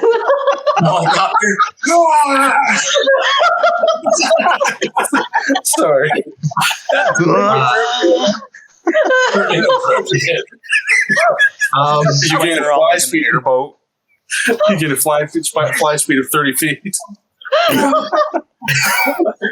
Yeah, I didn't think of anything thematic as to how I'll rage. I'll have to think about that. I mean, you're a minotaur. You like snort and stomp your hoof, and Well, we'll just do this. you get erect and charge forward. In this particular instance, my attack of just swinging down and cleaving a dude damn near in half, blood splatters across my face, and I just go, "No!" So I just let out this. It's not really a scream; it's more of a loud moo. And so I just swing my sword back up, and I'm just raged. Is it like a death metal moo? Yeah. Basically, yeah. Yeah. All right. In your rage. I need. Hang on. I need to roll a d8. Oh yeah. And I will Excuse just me, do it Melissa. here because I cannot figure that there. Hello, cows. What the fuck? See, start I post that at the same time. So that was. Oh my god. So that is. You guys watch as he's looking there. You guys can see Igna almost cleave someone in half. Like it gets his sword like buried in this person's chest, and he does his death metal moo, scream out loud, and then when he's like flexes when he does that moo, and you can see like a burst of magic appear around him. And what happens, Igna? So in this, I have a kind of like a pulsation, I guess, around me for a second. What it means is that whenever a creature hits me with an attack roll before my rage ends, they take 1d6 force damage as magic lashes out in retribution. Oh, Nice. All right. So I see this dude here, and do I want to go after him? I don't know if I want to go after him yet. I'm going to move over to her because she's blind, which means I have advantage, right? Yep. I think On Jake attack? posted the blind condition up a little further. Yeah, I thought that's what I saw. All right, so I'm gonna take a swing at her. Okay. So, 25 hit. Yeah, that hits. Okay, I'm assuming I probably can't kill her, right? Probably not. Okay, so I'm gonna do my second attack as well, and I'll just do this. Yeah, that wasn't a crit, right? No. So that's 17 damage on the first attack. Okay. Damn. And then for my second, 27. And that's, a 9. Only 9. Only 9. You only did Only 9. 26 points of damage to her that round. I could have done better, though. Did you have your rage damage added in there? That's a good question. I don't know.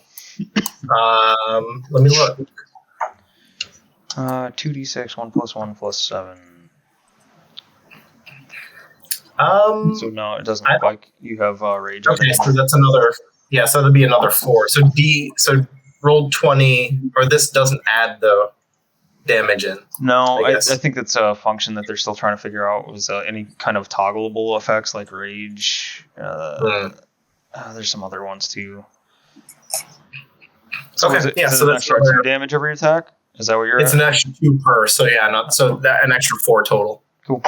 Yeah, so you run up and take 1 slash. That first one cuts just a nasty deep gouge into her right arm on your left. And the second one, you try to skewer and get her in that same shoulder up high. It definitely does a shit ton of damage to her. Is that it for you then? Yeah, you use your bonus. Action, right? Yeah, my bonus was my rage. Yep. So that'll be it for me. Okay. On Yeah, her my turn. No, it's my turn. Oh yeah, because I don't have. He it keeps right. trying to skip you. No, it's because I know. I keep going to 0 for some reason. There you go. Yep, it's Curtis' turn. So is this a fence down here? Down where you're at here. Yeah. Yeah. You're a monk. I'm going to put my crying visage mask on. I'm going to tell Boy to stay there where it's safe. And I'm going to put my fist in the poop. And then I'm going to run. Now that's flavor. Huh. A flavor saver. I could turn myself invisible and dash, right? Because What does it say for your invisible?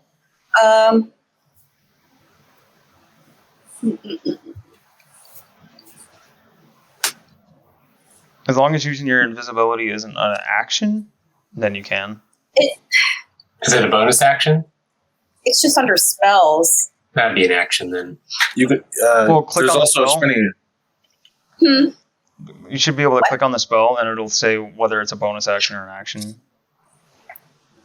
I don't think it actually. Oh, one action.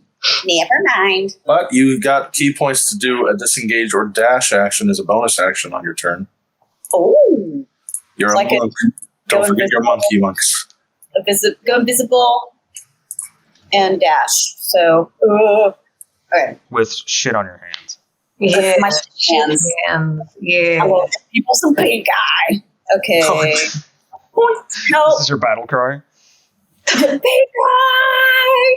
Oh, See, I my- normally can go 40 feet. So if I dash, is that fence gonna? Your normal That's- movement speed is 40 feet. Yeah. So if you're dashing, you can go 80. Mm-hmm.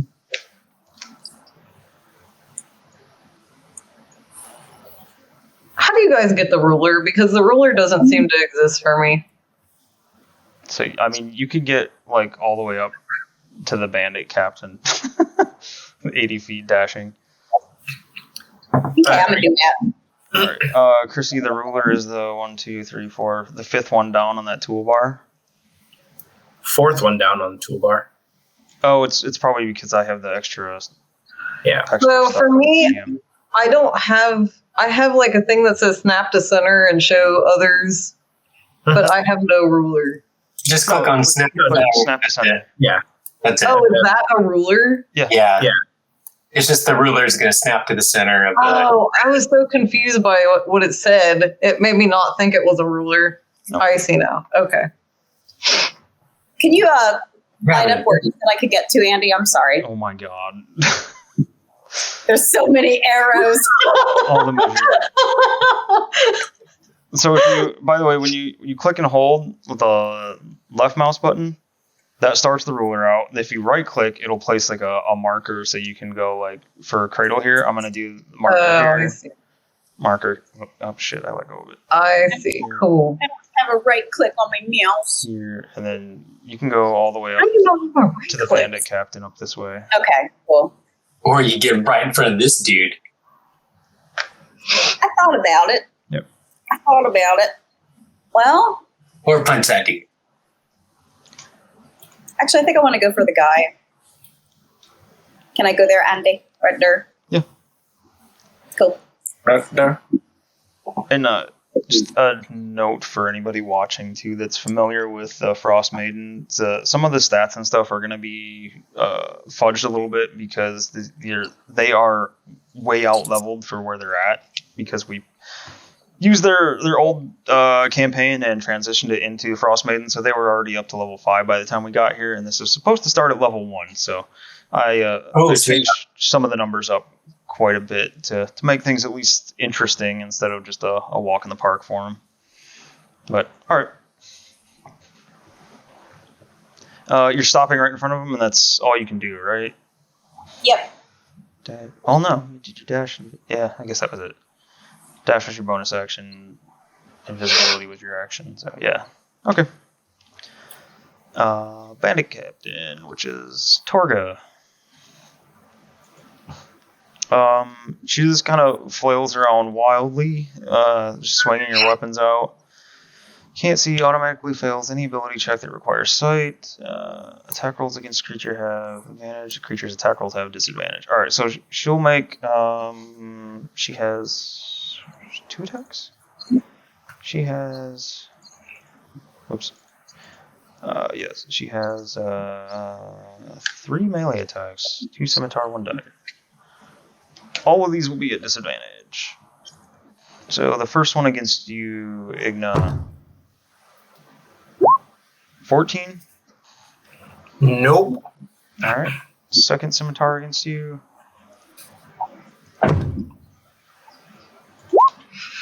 23. Wait. That was Okay. with disadvantage? That was That's with disadvantage. That was an 18 and a 19. Damn. For 9 damage from the scimitar. He takes 1d6 back. Okay. Which will be. Go away. 5. So she's like swinging around in front of her with the scimitar, and she connects on you, and she gets this like, ha! Like you hear like that excited like, I got you anyway, and then she, unless I'm going to poop slap you.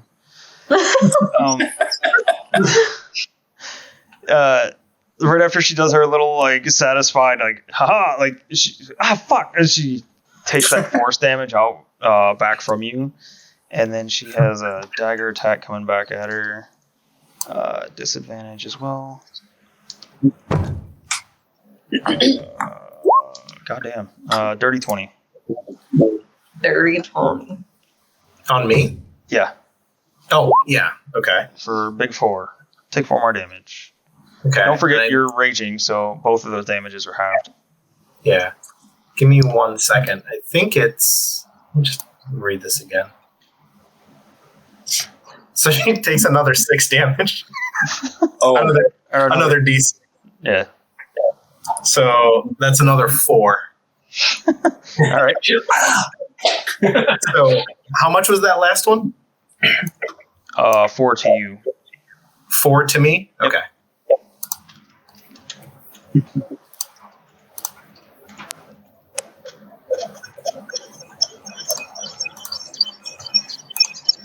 All right. And she stops her flailing there. Ursula.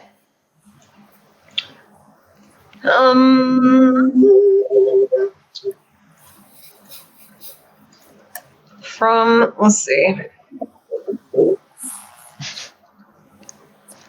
From where I'm at, Where? where I am, where? I think I will. Do we want to kill this guy, or are we trying not to kill this guy? The rule was to find or kill, so Find Yeah. or kill? Okay. I guess I will Eldridge Blast, I suppose, then. Okay. Oh no, am I in the way? She cares not. One is Is she mad because somebody 20, 23 for the first one. 23 hits.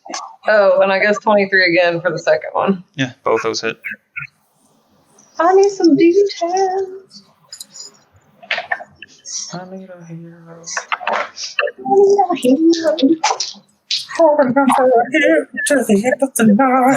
That trailer was awesome. it was a very good trailer. I'm probably gonna take some shit for this, but I never cared for the Masters of the Universe when I was younger. It just never really caught my fancy. That trailer though makes me want to watch it. That was a damn good trailer. Yeah. No, I'm with you. The most exposure I had to Masters of the Universe was the old Dolph Lundgren movie, which as a kid was the greatest movie ever. But yeah, I'm looking forward to this. My score, Man. 29 total. Damn. Chrissy. The ferret beam is good. Oh right, your ferret beams. You're used to seeing like the dancing ferrets run out and like intertwine and twist around as they hit their target. This time you still have the ferrets. Are they? Do you normally have them colored or anything? Does Eldridge Blast have a color? You can flavor it however you want. Okay, I thought it had a color, but it doesn't. I guess I always just kind of imagined them being purplish or bluish. Okay. So you're used to them being like purple and blue, and then this time when they go out, you see they're leaving like a trail of like super dark green, almost black, scaly material behind, and then it vanishes just a second or two after they leave your hands. What? But you can watch as your ferrets slam into the guy over here in front of Cradle and do a pretty significant amount of damage. So Tamo, apparently familiars are supposed to be rolling for their own initiative, I guess. Huh. Which I never noticed before, but I guess they are. So, can I have Tamo just go after me? Yeah, that's fine. So Tamo, let me see here. Tamo's gonna go fly over here. I can't control Tamo anymore. Hmm? Let me see here. Wait, it might be my fault. Yeah, it's my fault. Okay. Tamo's gonna fly over here. and he's going to carefully pick up some poo without getting it all over himself. And he's going to use the rest of his movements. I think that's right here. With poo. He's carrying poo. Okay.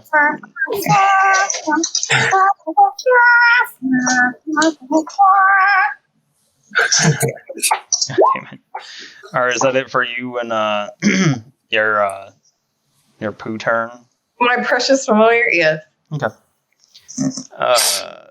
Tumpy. Go ahead. Even though I think Cradle got in your way. Yeah, but I don't see her. I'm going to run at him and try to impale him. She's invisible. She is invisible. And that's what I was going to do, regardless. I knew it. Wait, doesn't she lose invisibility when she attacks? She didn't attack him. Oh, never mind. Oh, God. Oh, God. Oh, no. God, this is going to be... Ooh, no. Oh, well. Sorry. All right. Shit. Roll your head spike. I assume that's what It you're is. Does she have any sort of monk reaction thing? It's a DC 13 dex save. That's what you gave me for it. doing. Okay. So, Melissa, you need a dex save. Okay. You got this. 17. 17. So you hear all this like jangling, pounding shit behind you, and you have like enough time to. Train.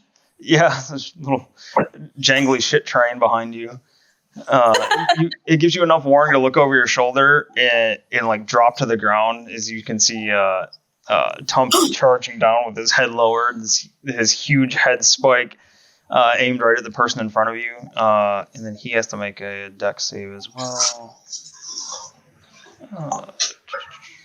Does he have any saves? No, just straight dex roll. 14. Does it have or nothing? Yeah, I guess nothing. Okay. I don't think you said anything else. So yeah, if there was nothing else there, then it's an all or nothing thing. He sees you coming and it just kind of sidesteps out of the way, and you see or you hear him go, "It's just straightforward, such a crude attack." And he slaps you with the flat of his sword on your way by. But bonus action grappling. All right. Oh. Against his athletics or acrobatics. Huggy Yeah. time. All right. Where would I actually end up? Am I just on top of her? Yeah, she's on the ground underneath you. You're like almost trampling her. You don't see me, but you smell me. I guess he won't move, but he'll just like kind of sidestep you and then reclaim his spot. But he's grappled. He is? He is, yeah. He had a 4 total. Alright, he takes 4 damage. Alright. I'm pulling in close. You smell like shit. He's Beautiful. not poopy, though. Melissa smells like it, though. It just smells like it. Yeah, that's true.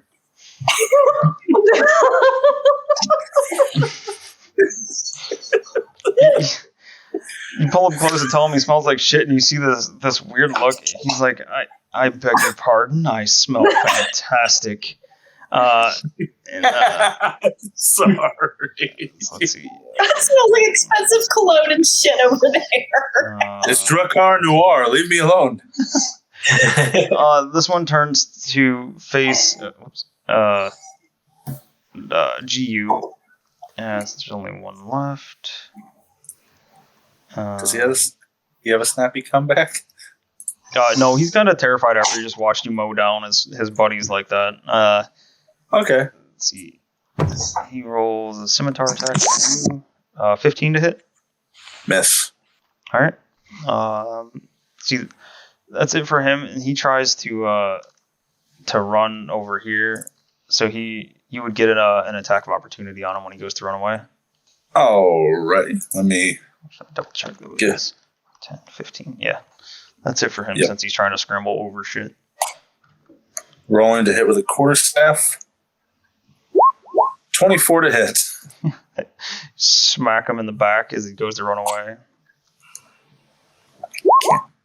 10 damage, bludgeoning. Oh, wow. All right. So you reach out and slap him with your staff as he's trying to run away. And it like propels him forward into the cart. And he doesn't quite get his jump over that he was planning. He just slams into the side of the cart. He like the combination of your hit and the damage he takes from going headfirst into the cart, he looks severely fucked up. Like he's like leaning against the cart, like one hand up on his head, down on one knee. So that was his turn. Make sure. Teach you to sell GU a poopy potion. Not Cradle's turn. It is Garrow's turn. GU, you're up next. From here, can I see anything? Like, does that guy's weapons, do they look metal, or does he have anything metal on him? Make a perception check. Oh, sneaky bastard. I like what's going to happen if it works. Perception. Yeah, you take a good look and you don't see anything metal on him. Like you don't see any armor on him at all. And the way that his weapons are like shining and glistening, like the entire thing, like the hilt, the blade, everything looks like it's made out of ice of some kind. Okay. Well, I like where Tumpy's going. I'm gonna run up and just slash at him then with my scimitar. Okay. Reactions. Is Tumpy willing to take one for the team? He is always willing. Now, First hit. your rage does not cover magic or like non-piercing, slashing, bludgeoning damage. That's Just so fine. you know. All right. Is that a natural 20, Garrow? Crit'll do it, though. A crit Actually, I hit? don't quite. I didn't get to see it. It is. It is. If you hover it Yeah, over, just green in the chat. Oh yeah, that's natural 20. That's a natural 20. Good job. Good job. All right, so go ahead and roll your second one if you want. Yeah, and then I'm also gonna add one of my flourishes to it. Okay. Which adds a 1d8 to one of the hits. So let's see. So roll my second one. My bonus action attack. Is that Actually, what you're saying? do this one first since this one's going to be the pain to figure out Okay. here. Okay, so I'll So- roll my damage. Yeah. You rolled a 5. And then roll your D8 flourish. And D8, I gotta roll that separately here. And the D8 was a 3. 5 and 3 is 8. Double is 16. Plus your 5 is 21. So 21 points of damage on that hit. Yep. Ooh. And then I'm gonna go for my second hit with my bonus action. Okay. And that's 11 to hit. Does not hit. Okay. I whiff. I go, oh, that hit was awesome. And then I Get overly excited and miss. yeah. Alright. And he's grappled, huh? Mm-hmm. So I guess I'll. Oh, but that doesn't mean like if I move back, he still gets an attack of opportunity, huh? Yeah, it just means his movement's reduced to 0. I believe there's not anything else there for grapple, right, Jake? Right, that's all it is. Oh, and never mind. So I'm good. One sec. I forgot to I'll roll. stay there. I forgot to roll the Bandit Captain's con save at the end of her turn. Or Torga's. Alright, yeah, so she is not blinded anymore. Mm. That'll matter for this turn here. I did a defensive flourish, so I added that 3 to my AC. Okay. Is that it for you then, your turn? That'd be it. Alright, G. Alrighty. I'm going to close the distance and just see that this guy's just really on the brink. So you just be like, tonk, just to be like, all right, buddy, let's just take a nap. A dirt nap. Dirt nap. quarterstaff. You can have this attack with advantage. You sure? Because this already hits. Go ahead. Yeah, I'm gonna brain him or something. 12 damage. Yeah, my you just cave the back of his head in as he's leaned against the cart. Oh, God. Whoops. So Whoops. then, That is an actual reaction. Just whoops. Oops. yeah. Oopsies. Now I'm gonna take the second quarterstaff attack against the Bandit Captain. You pull out of the pull your quarterstaff out of his like drippy mashed potatoes out of his head there, and Oh, crap. whoops. Would he have advantage on this since she attacked me last Yeah. time? Yep, he's behind Sweet. him. You guys are flanking, so this is advantage. Yeah, she's blinded, isn't she? Oh, you Not said she anymore. wasn't? No. Oh, that's right. Alrighty, rolling for advantage on the second quarterstaff attack. Roll.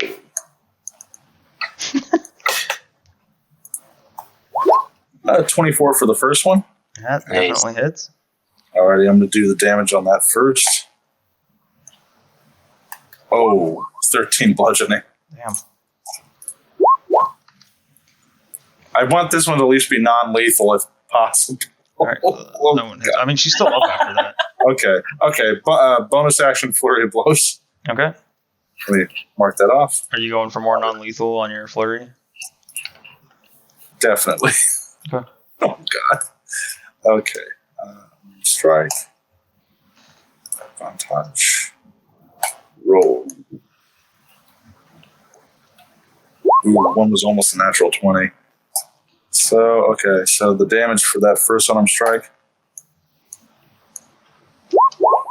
is a 6. Okay. Ouch. You rolled 2 1s on your damage rolls. That's it. I got max dex. It's nasty. Okay. Ever since you taught me how to do the roll with advantage, I am loving the hell out of this even more. Yeah. Nice and easy. It helps a lot. Second attack, or second Flurry. 19 for the last flurry of blows. Yep. All right. And 10 bludgeoning. All right. So you can see after that, the series of hits on her, you can see her dazed and already wobbly. So your second part of the flurry here, you make sure you let up on it and just go for a pressure point instead. You give her a good chop to the side of the neck, and you hear her give a little gasp, and she falls to the ground, quite unconscious. Oh.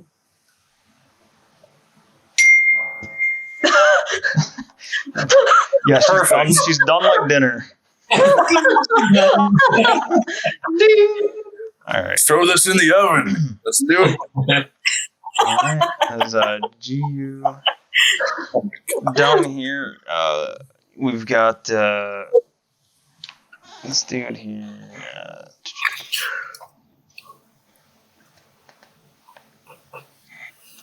All right. He's going to make his attack on Tumpy. That's got him held.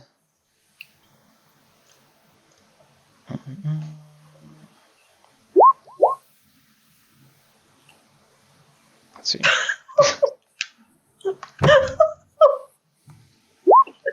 Uh, 18 to hit Tumpy. Yeah. All right. Then Tumpy takes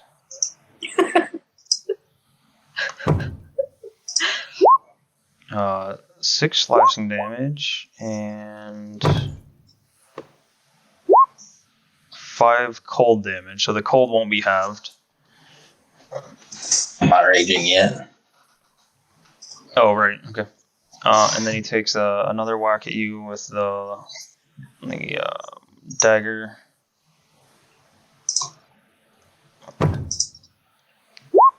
Uh, 20 to hit total for 5 piercing and 7 cold.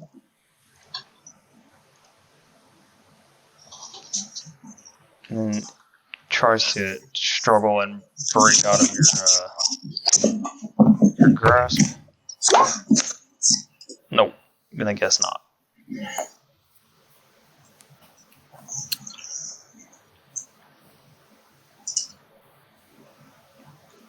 Get an athletics check in there.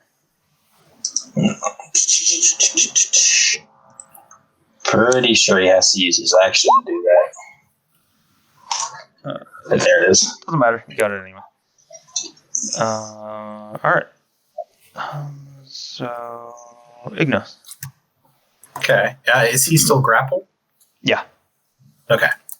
So I'm going to move over to here. So I'm just going to bob and weave through some people here. And I am going to...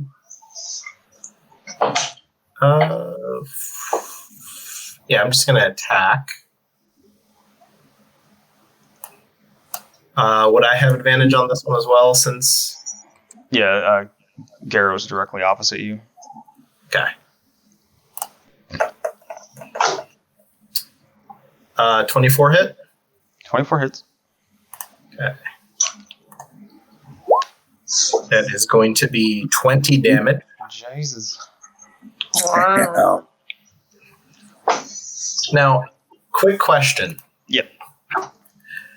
So I have an attack where immediately after I hit a creature with a melee attack as part of an attack action on my turn, I can use a bonus to attempt to shove the creature with my horns.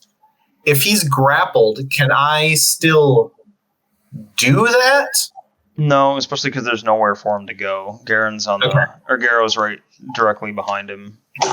Well, that's what I was gonna say. Is like if I could do that, could I shove him into a wall for like I don't know a D4 or something?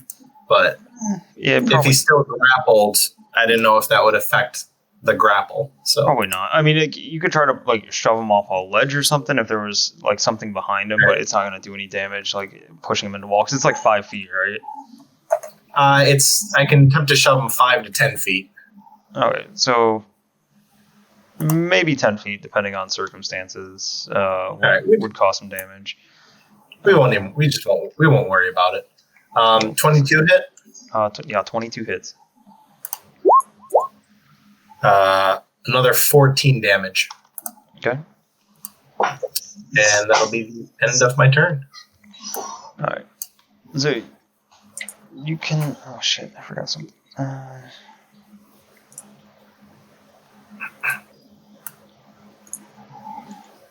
Okay. Yeah. So you can hear him start to swear as the damage is piling up now.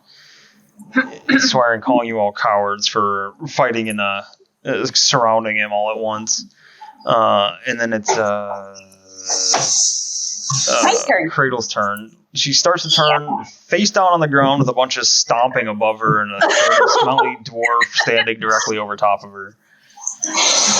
So, do we want to keep Torga alive for any reason? I have no qualms with him dying. Like, should I? Torga is up here. Yeah. She's unconscious. No, yeah. Like- You mean, Because, like, what's his name? I mean, since she's unconscious, should we? I mean, do we want to revive her or just leave her to die? I don't think we need her She's knocked anymore. out. Like, GU purposely knocked her out instead of killing her. Oh, okay. So she's not. Okay, gotcha. Yep. All right. So I'm gonna use Fury of Blows. You gotta. You're face down on the ground at the moment. Oh, sorry. I gotta get up. Yeah, so you'll have to spend half your movement to get up and then move to an unoccupied square. Oh no! Oh no!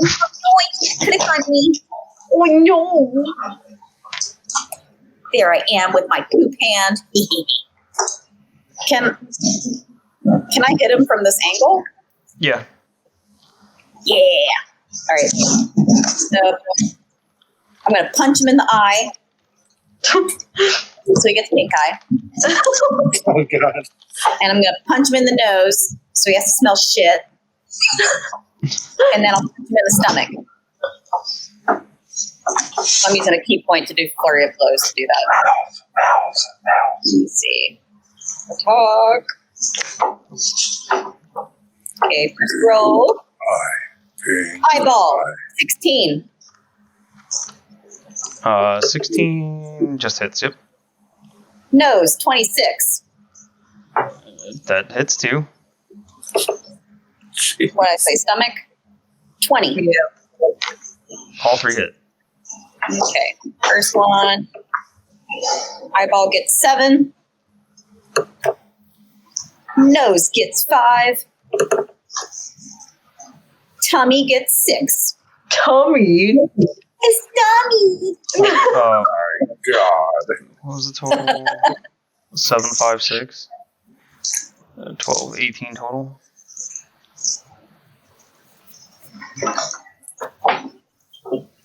After last hit, I'll say, we want to know who pooped back there. So what was it? It was eyes, I know.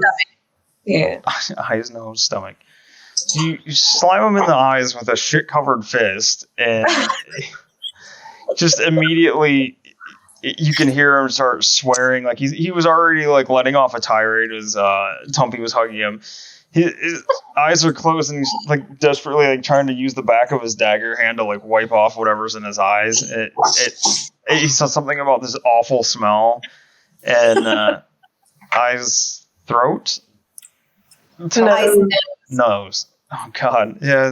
Then you slug him in the nose while he's in the middle of like being all pissed off. Hit him in the nose. You hear the satisfying crunch and like a crunch plus splat. And the bitching immediately stops, and like this foul smell just goes into his nostrils, and he's sitting there trying to wipe everything off, and then you just hear this blast of air come out of him as you hit him in the stomach. I almost feel bad for him. Covered in shit and all sorts of messed up right now. Oh.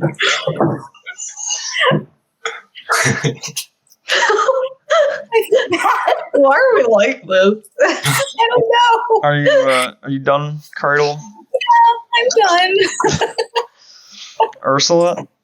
If Tamo and me have the same initiative, can Tamo go before me? He went. Yeah, I guess he went after you last time, but Yeah, no, I didn't know if it mattered. If we have the same initiative, does it matter? yeah. I mean, really all he's doing is gonna fly over here, and Drop drop food on it right on top of his head. Can he fly 60 feet? Yes. Okay. God. You don't mess with our man. Use Tamo's stats and make an attack, and you can add his dexterity modifier into it. Make an attack. Let's see. I'm looking on his little thing here. Andy, this is what you get for putting poop on our map. I didn't put it there.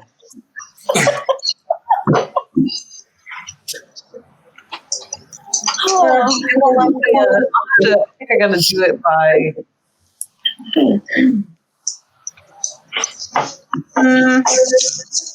Oh no. Just it would be considered like a bite attack or something, maybe. No, it's. I'm trying to figure out how to roll for it because I don't have a rolly thing for it. Just roll a d20 Okay. and then add whatever his dex mod is 18 before the dex mod. before it's 16. Yeah. All right. So 18. You guys are sitting there ganging up on this guy in his like fine clothing. Tumpy's got a hold of him. Igna and Garrow have just taken turns slashing away at him, and Cradle ran over and covered his face in shit, punching him repeatedly. Then, as you guys are all like taking your turns hitting him, you just see this pile of shit drop from the sky and land clean on him. I don't need these numbers anymore. These numbers are useless. On an 18, the ship bombardier Tamo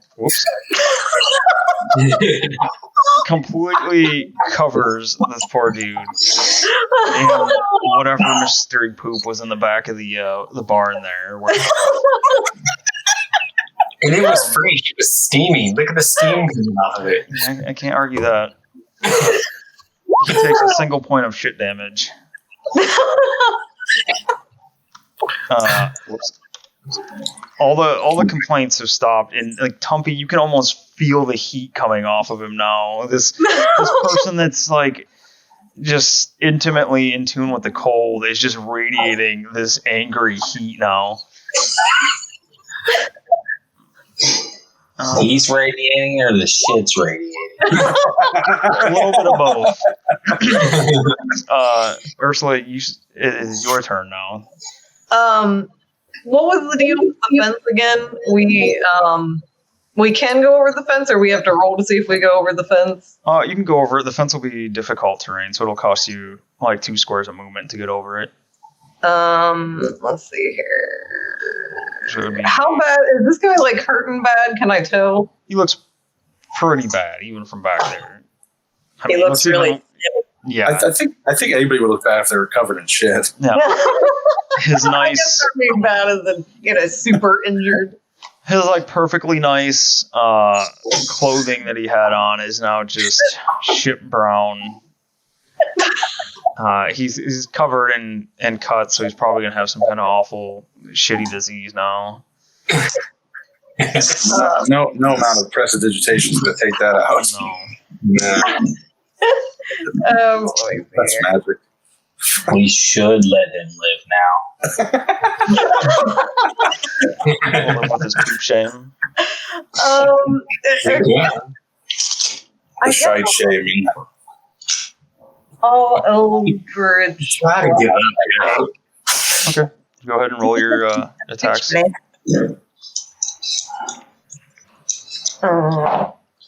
15 plus. Let's see, that's a dirty 20 for the first one. Yeah, that hits.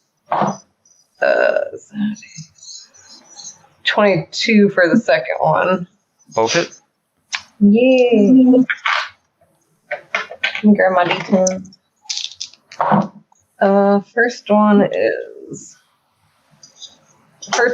12 damage. The second one is 15 damage. Okay. Go Ferris! So, it's Tumpy, you're holding him. He gets covered by shit from the heavens, and then you see between you, Tumpy and Igna, you see 2 ferrets of energy come flashing between the two of you and slam into him. He's almost torn from your grip, Tumpy. You're just able to hold on to him, and you feel him sag a little bit forward, like he's less of a fight and more of a sag. He's had his air blasted out of him, shit dropped on him. He's been stabbed and cut. And he's had 2 of these energy ferrets just slam into him.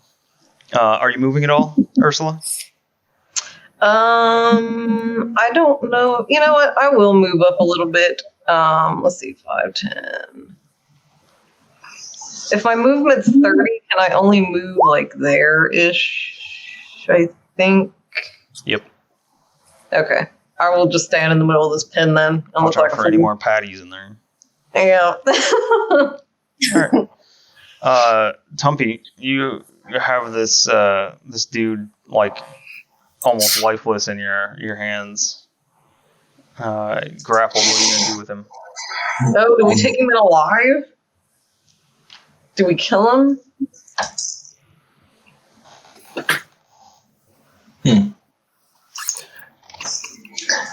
I'm going to say, told you smell like shit. as I rage.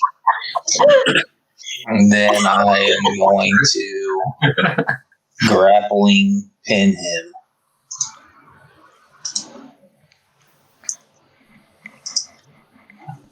How the hell you roll with advantage?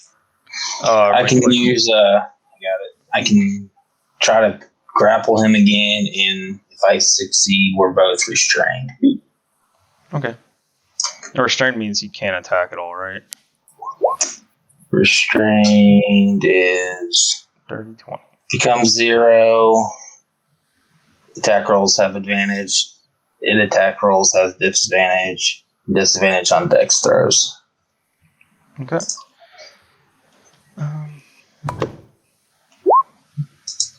No, you got him by 1.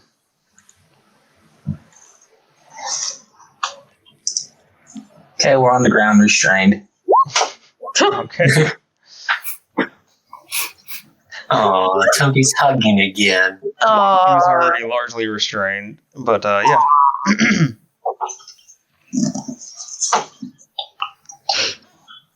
Is Garrett a bard? Oh my. So I'll be nice and let you guys decide if you get Guess Oh, Tommy's so thoughtful.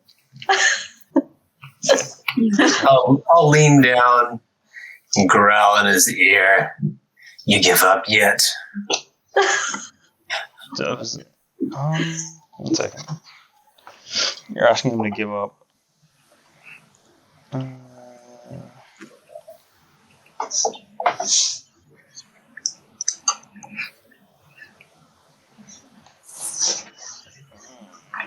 One second.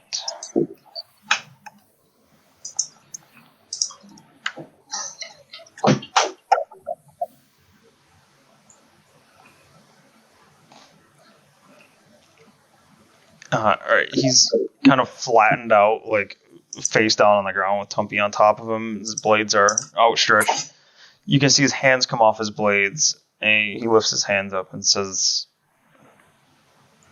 muffled, you think you hear, "I surrender."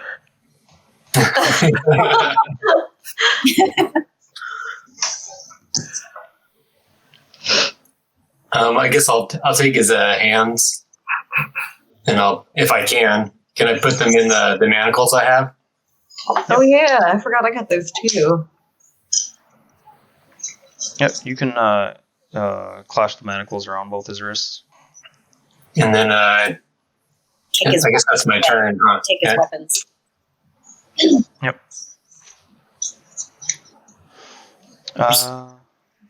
Somebody hog tie his feet. Do you? Drew's gonna take note of them tying this dude up, and he's gonna take out that rope that he bought earlier and tie up the Bandit Captain. Torga? With, yeah, Torga. Yep.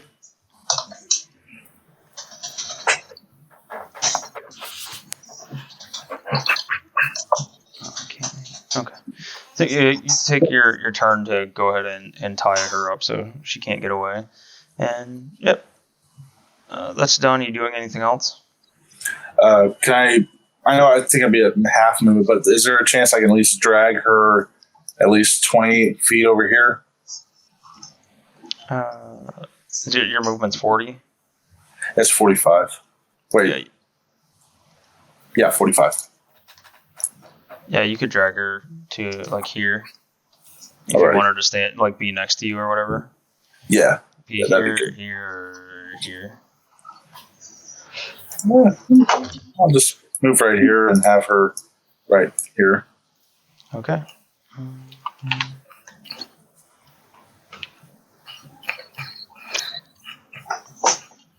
All right, that's it for you. Mm-hmm. All right.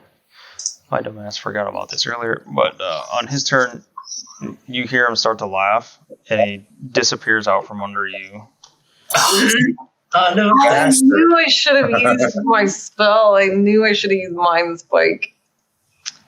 I should have done it. I wasn't close enough anyway, I guess. Well, maybe I would have been if I moved. Would Mind Spike have stopped him from doing anything? Mind Spike would have let me know where he was at as long as he was on the same plane as us. You see him reappear down here in the spot where you were at, Tumpy. There's nothing but a swirling mist underneath you now. It just kind of dissipates after he's left. Sure. What a beehole. He appears over this way and then takes off running. This guy.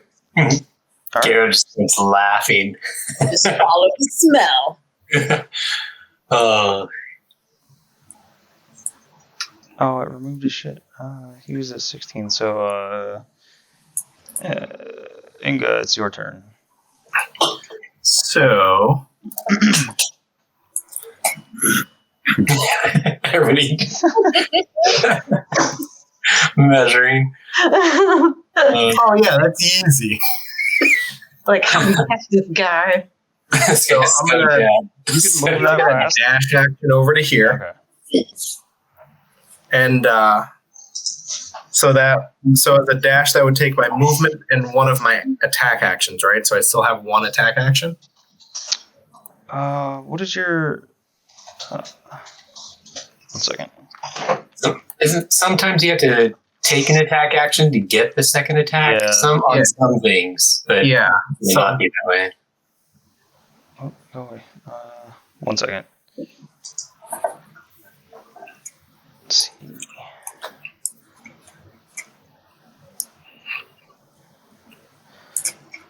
So yeah, you wouldn't get to attack. It says you can attack twice instead of once whenever you take the attack action on your turn. okay. So the dash would even Yeah, you'd say that again. You have to make you'd have to make an attack to get the second one. Okay. So all right. So I don't have any attack actions Right. if I dash. But you got Right. a bonus action. That's what I'm doing here. So I'm gonna do Goring Rush. So immediately after I use the dash action and I move at least 20 feet, I can make one melee attack with my horns as a bonus action. Okay. So this is like a... He didn't get out of the manacles, by the way. He's still in the manacles. So you can see him, like, as you're running up on him in the snow, he's running away like fucking Captain Jack with his hands and... So you can run up behind him and make your attack. So Which one? it's just the first. It's the first one because for some reason it didn't want to register. Okay. So 24 to hit. 24 hits. So you're back here. Why would I be back there? Isn't that where you drew your line to? You're behind him doing a Goring No, Rush? I was on this side.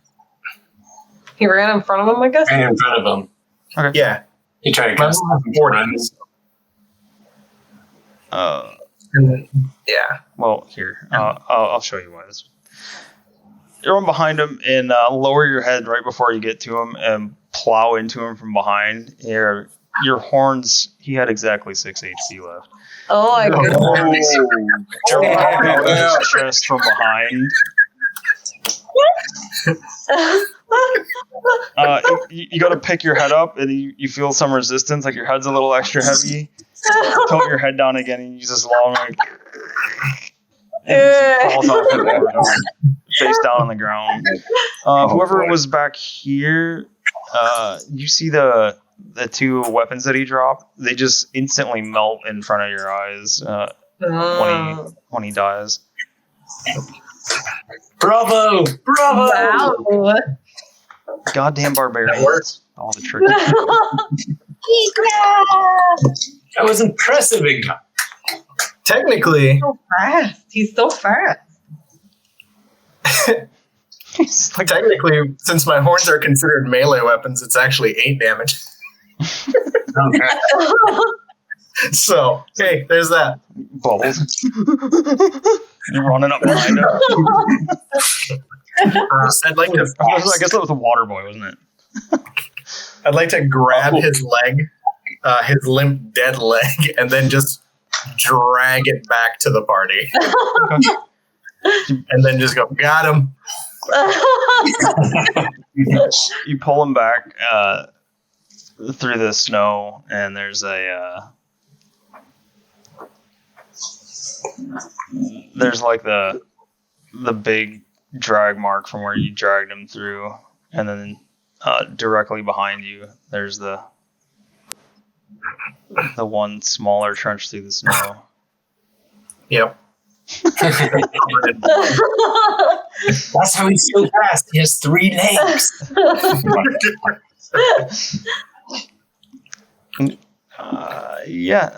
So you guys can still hear the dogs just going ape shit over there, like barking like crazy, and it's starting to quiet down a little bit, especially the ones that are inside after that big gigantic yell from Temo. But for the back here. yeah, the dogs are still throwing a fit, but yeah, you've wiped out Torga and Torg's caravan here.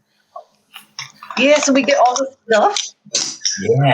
I'd like to collect my 60 back from that one guy. I was just going to say, first things first, let's get your money back. So yeah, you can sift through his body and you find your 60 gold that you paid him. Awesome. Do we happen to find any other money from any of their other deliveries or See. or previous sales? So Torga, you guys left Torga alive. Yeah, she's tied up. Yeah. Are you searching her while she's knocked out?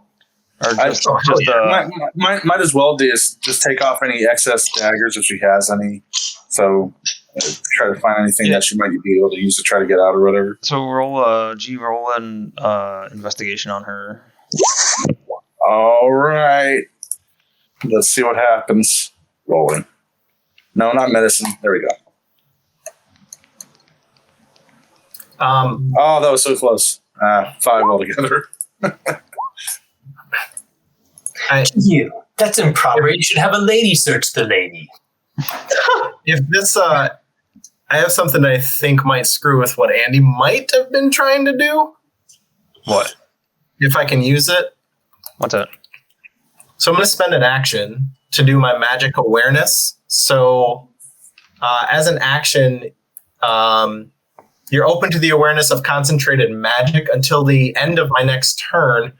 I know the location of any spell or magic items within 60 feet that isn't behind total cover. So if there's any magic items in and around this general vicinity, I know that they're there and what they are. What do you think? Well, not what they are, but that they're there. Huh? What do you think I was trying to do? Hide a magic item. Oh, no. Check his butt.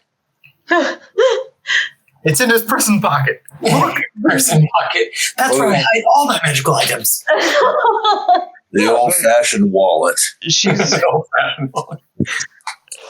out, so I guess I shouldn't even make you roll investigation really. But she, you find on Torga a small locked iron strongbox hidden inside of a satchel that she has on her.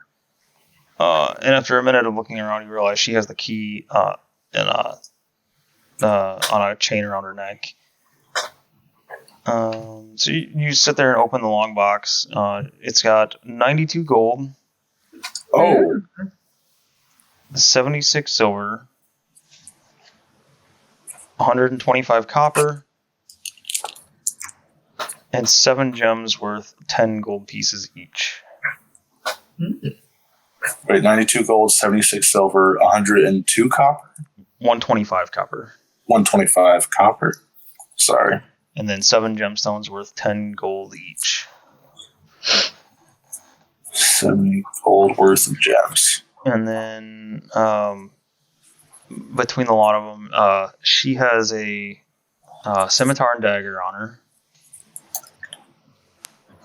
The other ones all have... the 2 of them have scimitars, 2 of them have short swords, and they all have crossbows on them, light crossbows.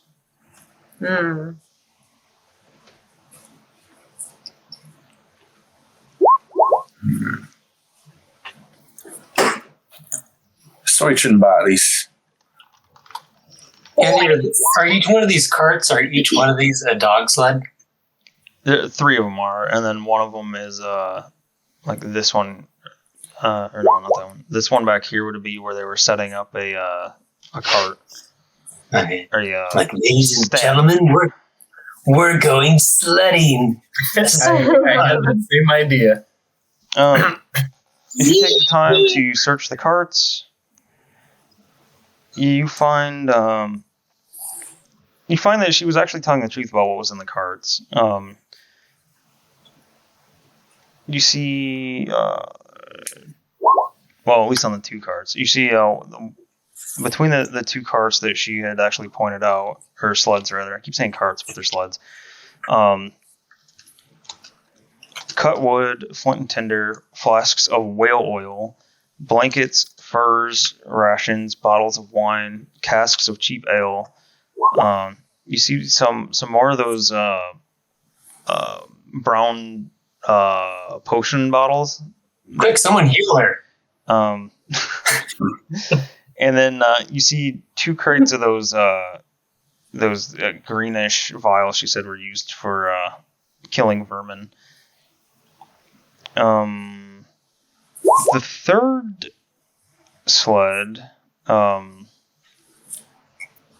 see.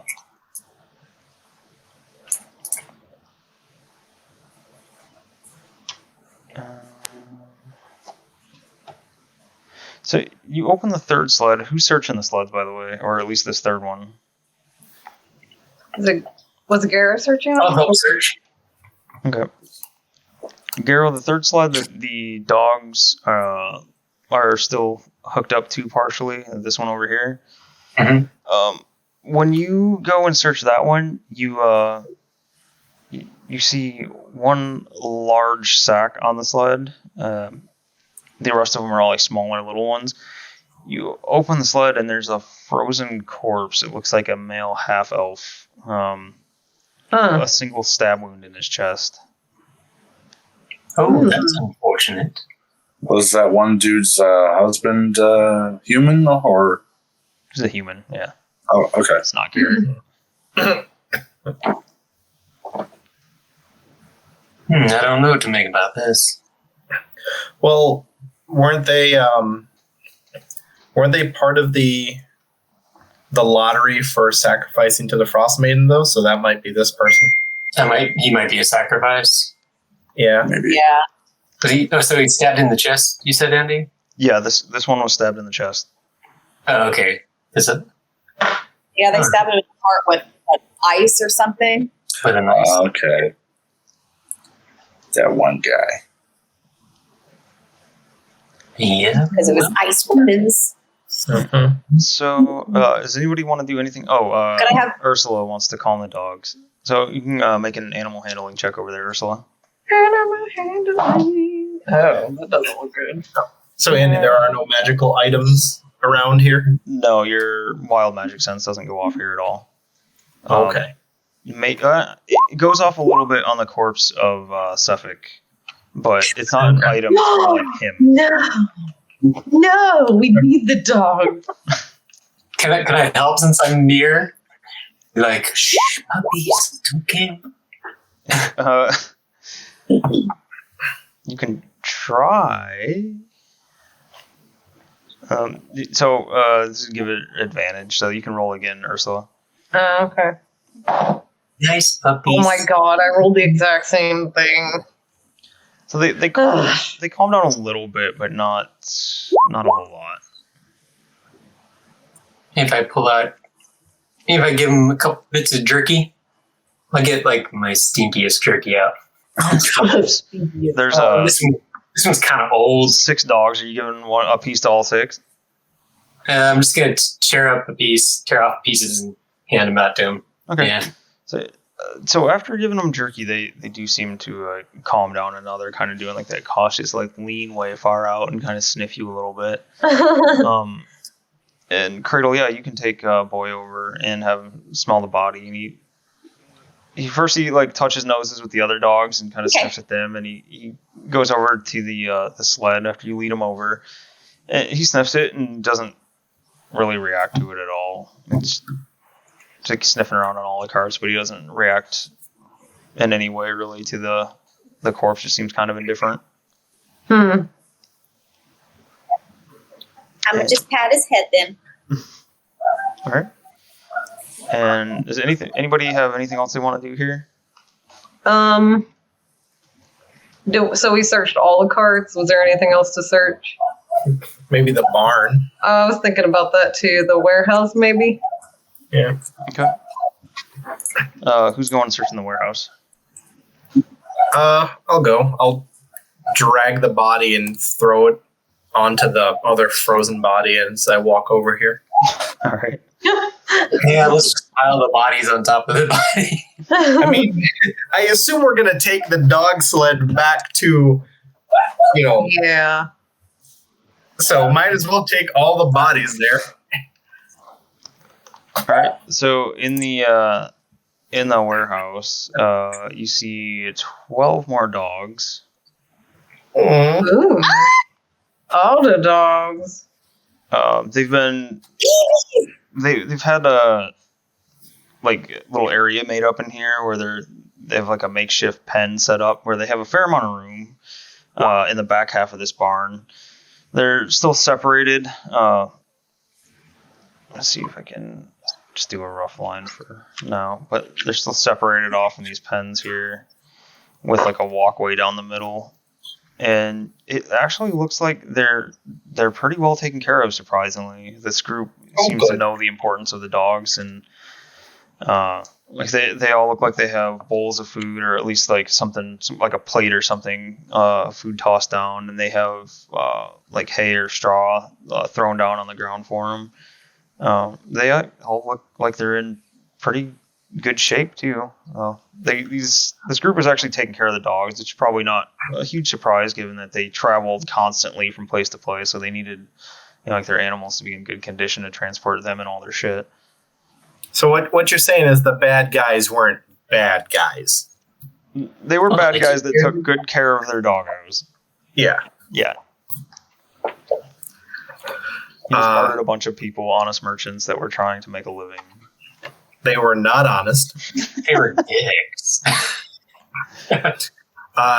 Do we want to latch up these other dogs and Yes. Yeah. we'll just kind of sled back to the last town and we'll let what's his name know, like, hey, we're gonna have to start a day late on the search for Garrett as we go back to Brinchander really quick. Or he can come with us to Brinchander, and then we can take that trail north that was a little bit tougher through the snow that the dwarves told us about. Yeah, with the dogs, it might be easier. That's true. Quicker too. So That's what I was going to say. With the dogs, it might be quite a bit easier to do that too. Mm-hmm. you guys can try that, but for right now, I will say you notice that each sled looks like it's set up to be pulled by 6 dogs. You don't know if it would take fewer or more, or if you're leaving any dogs behind, or I don't know what you plan on doing. But each sled looks like it needs to be pulled by 6 dogs, or at least the harnesses looks like they're pulled by 6 dogs. They can pull a fair amount of stuff. If you were to all ride like 2 per, so it'd be like 1 driver and 1 person riding. If you didn't have all this junk on them, or at least some of it, might tax the dogs overly much if you try to ride on it with all the shit. Screw the shit. To the booze. So, who was looking in the sleds, by the way? Garrow and anybody else? Can I look in the sled? Yeah, so you guys. I'm looking for potion things or like. Like what? I think you muted yourself mid-sentence. I hit my damn mute button. Anyway, I'm looking for potions or magical things. Okay. So you can do that, but I need you both to also roll just a general wisdom check. A general wisdom check. What is my wisdom? Oh, nice. That's a dirty 20. Okay. 16. 16. Yeah. So you guys are looking over this, and like it's all the same stuff I said before. It's ale, rations, blankets, furs, the whale oil, cutwood. So as you're going through here, you realize that like the ale and the wine aren't really necessary. You're not really sure about those brown potions. But like the flint and tinder. How many brown potions were there? There are 6. 6 counting the one that James bought. I kind of smashed that up against that dude's face. Oh, okay. Yeah, yeah. I forgot about that. So there's 5 left. Insult to injury. So there's 5 left. So you know that almost all of this stuff actually has some value to it for the citizens of 10 towns. Like this is all stuff that they could use and is like actually sought after. Like with there not being any light anymore, firewood is in high demand. You know that some places use whale oil to heat their homes or for like lanterns and things. Not so sure about those potions and what Torga claimed was the poison good for killing vermin. But like the blankets and furs would all be welcome. Rations, like food is in demand. So all that stuff would be helpful to the people of 10 towns. So you can do what you want with it, but you guys do have that knowledge. Can I take the poison? Unless does anybody else want some of that? Ursula was looking for that kind of stuff. So you find 2 crates of 12 vials each of that dark green poison. So there's 24 of those small vials of poison. Wow, that's a lot. Why don't we? You're muted again out there. For goodness sake, jeez. I said Garrett can take the poison if he wants it. Okay. I don't know if I need 24. If anybody else wants some. Anybody else like have weapons? We put a lot of supplies in the bag of holding. Yeah, that's true. You could probably fit a fair amount. Yeah, I say we do that. I say we give all the rest of this stuff to the people. Yeah, we can take it back to the inn, or we can take it back to the inn. Maybe to a trigger. Which or I was gonna say him too, and just say, hey, take this shit To Justin. Justin, yeah. All right, so you guys can do that maybe next time on Dirty Rollers. But for now, you have your solid plans laid out.